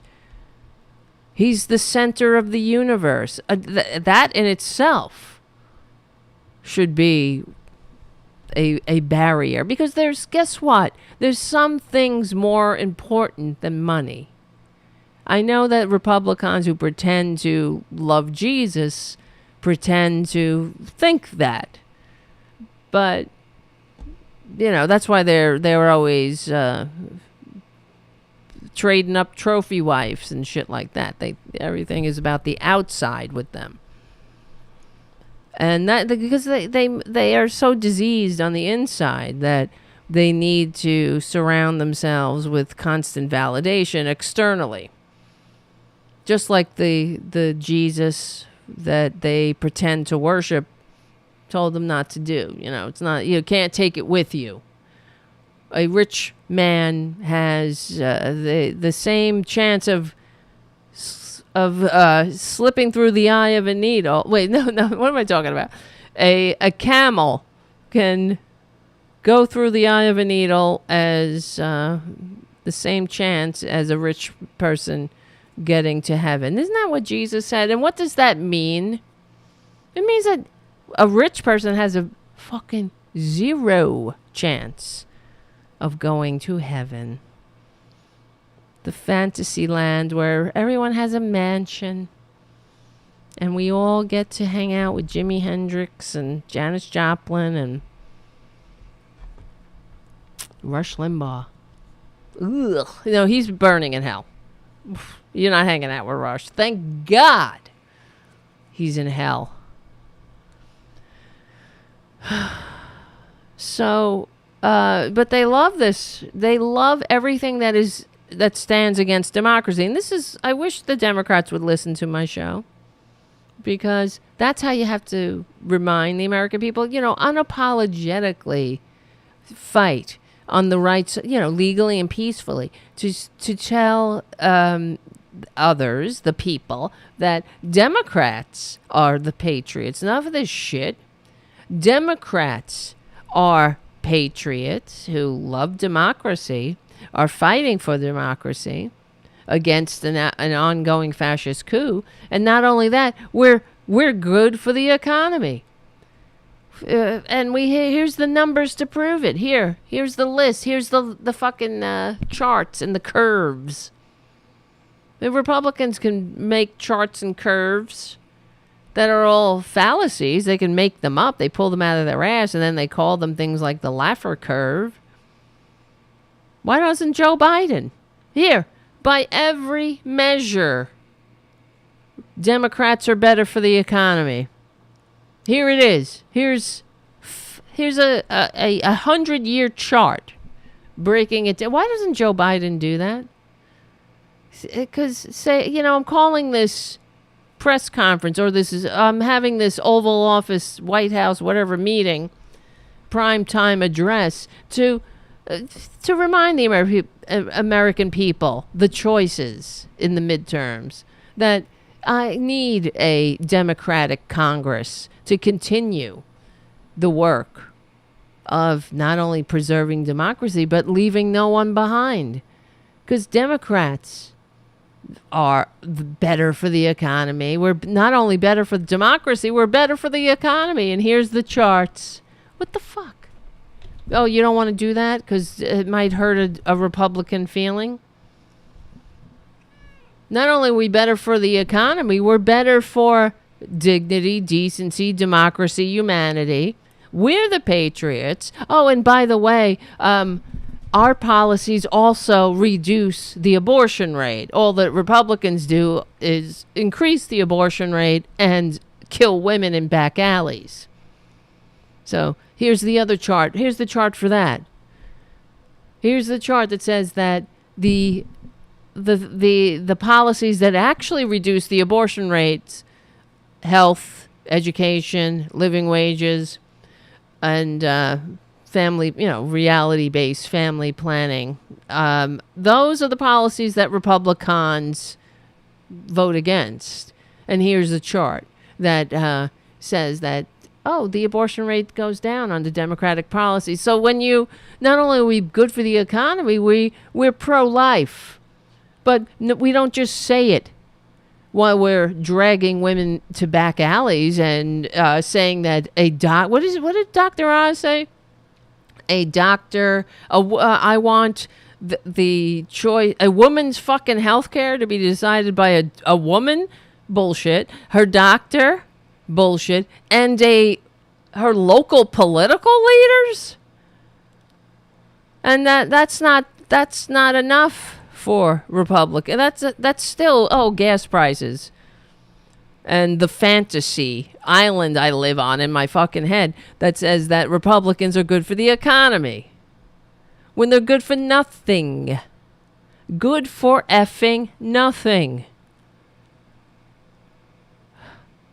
Make Twitter fun again, said Benny Johnson after, he's another fascist, after his hero, his Führer, one of his Führers, Elon Musk, bought. Fun, because it's fun to say the N-word and to target minority groups and to spread lies. That's a ball of fucking wax, man. That is just a ball of fun.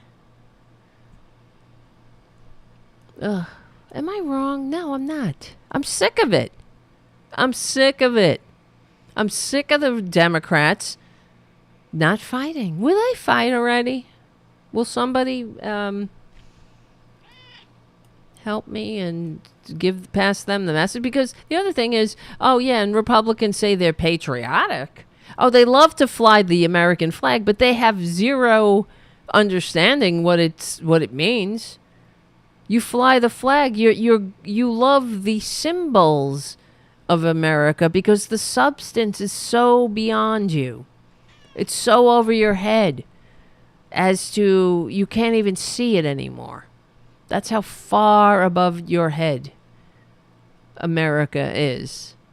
The country, the nation of immigrants, built on an idea of e pluribus unum, of leaving no one behind. I'm so tired of it. And I'm tired of being left behind by this sick country. The thing, in general, I'm talking about healthcare too and everything else, because that's part of the Republican scam of separating people from their government, telling them, you don't like your government, here, go kill somebody. You can kill your representatives. And that in itself, they have absolutely no respect or understanding what this thing is supposed to be. And then to the point where, of course, when you're defecating in the Capitol, that says, that's thank you, Ronald Reagan. It started with the 9 most terrifying words in the English language are I'm from the government and I'm here to help. Yeah. Tell that to every Socialist Security recipient that is above the poverty line, thanks to FDR's New Deal policies. Tell that to every Medicaid or Medicare recipient that can go to a doctor when, the for-profit health insurance racket would rather you die. And, they're happy killing Americans. In fact, so are Republicans. That's the thing. They live for it. They thrive on it. Mass graves? The last time we had mass graves wasn't too far in the past. That's when Trump squatted in the White House, when people were dying. So in such a record numbers that we had to have portable makeshift morgues on the street and mass graves. Yeah. So here's Tom Hartman wrote this article, and funny enough, it's the only one I've seen so far. This wasn't on the NBC news feed or New York Times, nothing. While, of course, the polls, we kept hearing how the focus groups and the polls. Junior, stop it! Look at this shit. Can I just show you this? Can I have my hand back, please? Can I have my hand? All right. Jesus Christ. Okay, I'll pet you. Here. Look. He's like, give me your hand. Watch. I put it over here. Oh, okay, whatever. I'm going to pull the camera out. Jesus Christ, you're pissing me off. Ugh. Everything's breaking now. Stop. Stay. I'll pet you after. Give me 5 fucking minutes. All right. From Common Dreams. Literally killing Americans with its policies, the GOP must be defeated. If Democrats had run all the red states in 2019, then 171,030 fewer Americans would have died that year. If the GOP ran blue states, there would have been an additional 217,635 dead Americans. So nearly a quarter of a million. More people would have died. Or, in general, nearly a half of a million. I don't know. You know what I'm saying. There would have been less death if there were more Democratic states. If you were born, this is from Tom Hartman writes, if you were born and live in Japan, you can expect to live to 85 years old. For South Korea, the average lifespan is 83, as are Norway, Switzerland, Iceland, Israel, and Australia. It's 82 for Italy, Spain, Ireland, France, Finland, and New Zealand. Cuba, the communist Cuba, socialism, and Panama live to the age of 79. Uruguay and Croatia, 78. A total of 61 countries have average lifespans of 78 years old or older, ranging from Singapore's 84 to Estonia's 78. And then there's the United States. Our average lifespan comes to a paltry 77 years, on par with Iran, Tunisia, and Morocco. Iran. Can you fucking believe this shit? But we're always in terrible company when it comes to actual happiness, the things that matter in a democracy, that matter in a civilization, that improve the general welfare, that promote the general welfare, right? That actually e pluribus unum and shit. Because you guys know I love the Roman Empire. I love Roman history, and for some reason it keeps coming to me how the Roman citizen was, of course, people who were, in fact, in the Bible, for example. There's one of the letters to Paul. Paul was in prison, and he writes a letter. I don't remember exactly the whole surrounding story, and in it he exclaims how he's a Roman citizen and he expects to be treated a certain way, and because being a Roman citizen, it wasn't just, hey, I'm a Roman citizen, I pay my taxes, but there were benefits to being a Roman citizen. And some of them were legal benefits where you had legal, different rights or whatnot. But I keep thinking about how, what's the benefit? I mean, we have benefits of living in a Western democracy, or one that's hanging by a thread, of course. But there are benefits to having paved roads and infrastructure that, water, inspected food, all of the trappings of civilization. But it goes so much deeper than that, and every other country understands this. So we're divided because we're divided, and we're divided by greed and selfishness, and the Republicans wouldn't have it any other way. So, there are real life consequences of this. One of the consequences is, of course, that the American people, we are suffering from PTSD. Everyone's hanging by a thread. And that's why they can say, they could turn us against each other. You know? They make it like it's a zero-sum game. That's the whole replacement theory. That whole racist replacement bullshit is case in point, too. As if somebody moves in, then you're somehow nullified. When that's not how democracies work. It's not like there's just so much freedom going around. But the way it is with Republicans, that's what they want you to think. Someone's taking these limited resources. But it doesn't have to be this way, and every other fucking country knows it. So, okay, and Tom Hartman continues, as far as lifespan, it's entirely because of Republican policies. That's the main conclusion of a new study published this week in PLOS One, one of the world's leading publications of peer-reviewed science across the whole wide variety of fields. The report, rigorously scientific, was funded by the National Institutes of Aging and the National Institutes of Health. That was hard for me to say. Okay, I only have like 4 minutes left.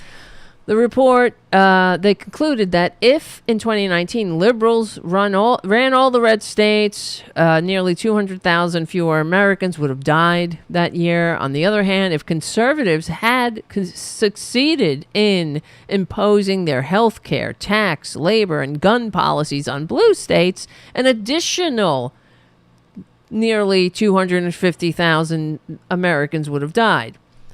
This follows the Brookings Institute study published last year that concluded that Republican anti-mask and pro-snake oil policies unnecessarily killed 400,000 Americans during the pandemic. And that study, along with a report from Congress detailing Trump's incompetent and malicious response to the pandemic, provoked psychologist Mary Trump to refer to her uncle as a mass murderer, and he is.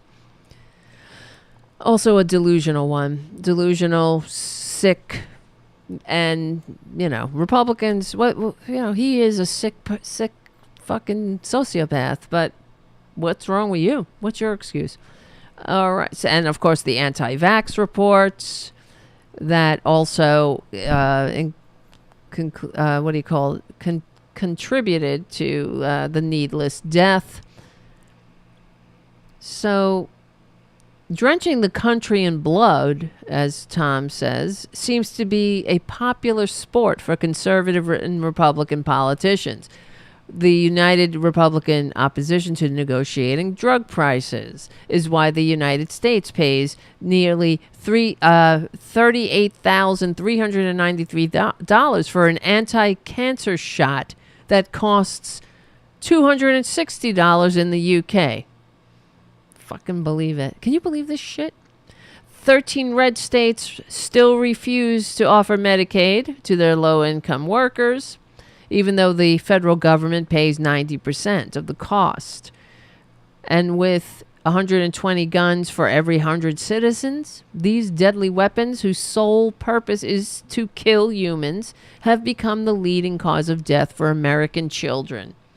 Isn't that disgusting? But Republicans wouldn't have it any other way. Saying that statistic makes me want to puke. And I can't finish the rest of this article, and maybe we'll get to it on our next show because I see we only have 2 minutes left. But I have to, with Christmas and Thanksgiving coming up, I keep thinking about the Americans. There's over 1 million Americans who died during the COVID pandemic because of the filth that is the Republican Party. And the parents and loved ones of those who are mourning the loss of their children, the murder of their children, because they went to school one day and Republicans armed the another one of their madness, madmen in this madhouse. And, these people are waking up every day without their child, without their loved one, husband, wife, whatever, brother, sister, friend. The grief in this country is overwhelming. And you know what? It matters. We are in this together. This is unacceptable. And we have to do better. For God's sake, vote these fuckers out. Oh, shit. I hit the wrong button. Foghorn. Anyway, well, that's the end of the show.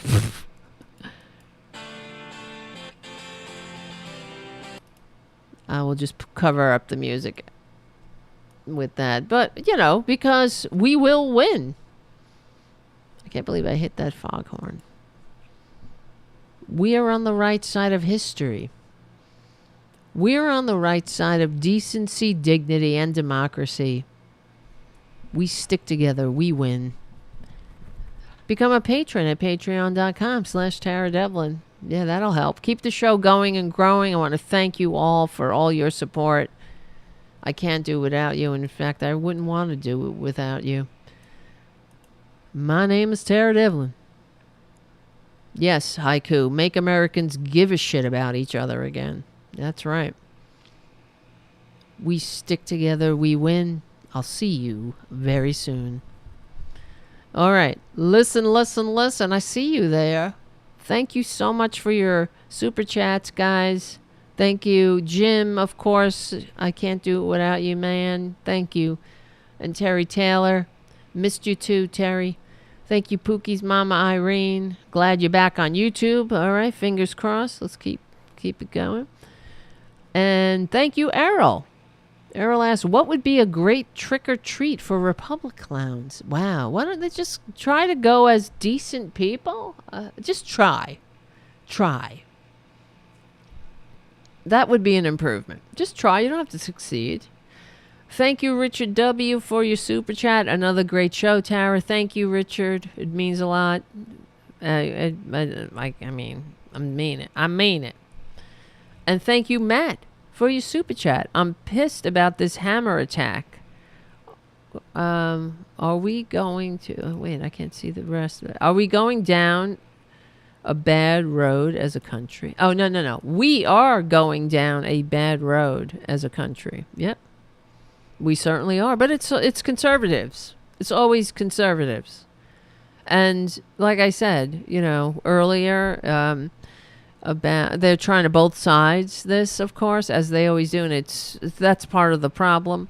Saying, it's just like when Steve Scalise was... no, it's not. It's not. Because Steve Scalise wasn't attacked because the President of the United States lied to the dumbass that shot Steve Scalise.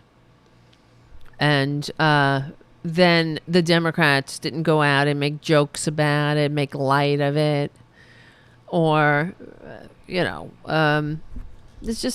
no comparison. They don't run candidates that think that it's warranted, that, the Second Amendment, bring your Second Amendment remedies and shit like that. It's just, there is no effing comparison. But the party of personal responsibility. They only stick to that motto when they want to make Granny eat cat food or kill more people needlessly. Thank you, Stephanie, for your super chat. That right under the radar here. Thank you so much. It means the world. It does. It keeps me going. It keeps the show growing, and it makes me feel like I'm not alone here. It really does. It helps. Morally and practically and psychologically. All right, so we will, if all goes well, we will have a show during the week. So that's good. Hopefully I'll get some sleep. Well, I won't get any sleep until Salty and Spicy are home in their own forever homes. They keep me up. they're very good though. They are. They've come so far, the babies. So, I'm happy. They were so mean for a while. And little Spicy. Oh, well, Spicy he's still got some progress to do, but he's not attacking at least. So that's a major victory. And but he still kind of looks like he feels like maybe will eat him. You know, he's shy. And who else? Oh, and Salty. Salty's great. She actually slept in my bed last night, so that means, you know, she's a house cat now. She's embraced her house cat life. But she was really funny as a kitten. She was a spitter, you know, spitting at me.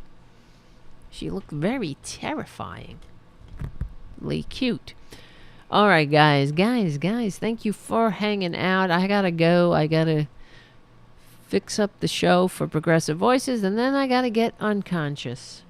Because in my dreams, there are no Republicans. I'm free. And when I'm free, I don't say the N-word. I just go to a doctor when I'm sick. That's freedom. I wish the Republicans would know it. Would figure it out. All right, my friends, guys, I love you very much. Thank you for hanging out. Remember, we have a Discord page that you can join and hang out in the middle or in the middle of the week or whatever. Or that you can get in touch with me there if you want to, and stay in touch with each other and post pictures of your pets, so we get to see what your pets are like. And Trucker John has a show. He's got a good show, so his links are at the Tarabuster Discord page, but you should subscribe to his show. That's a good job. I like that. I would do that. Be a trucker. Just drive across this fucked up country. Maybe one day I'll just keep driving right up north. All right, my friends. Thank you so much. All right, I gotta go. I keep saying thank you. And now here comes Tara Jr. Oh, shit. Here he comes. Uh-oh, yep. I knew it. He's coming over. You want to come up and say goodnight? Come on. Come on. Come on up. Come on.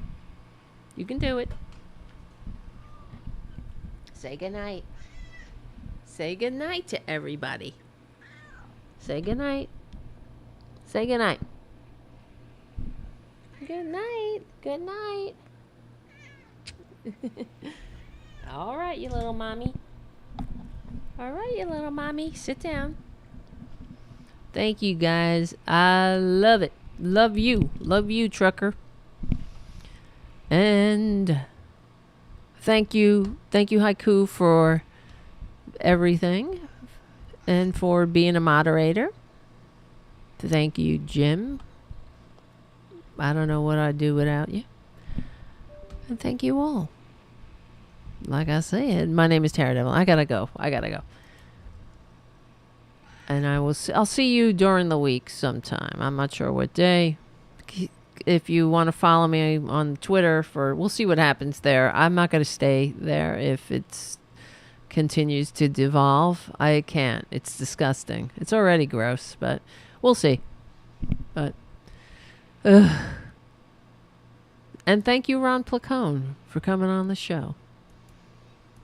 And I will see you all very soon. Yes, you too. I'll see you soon.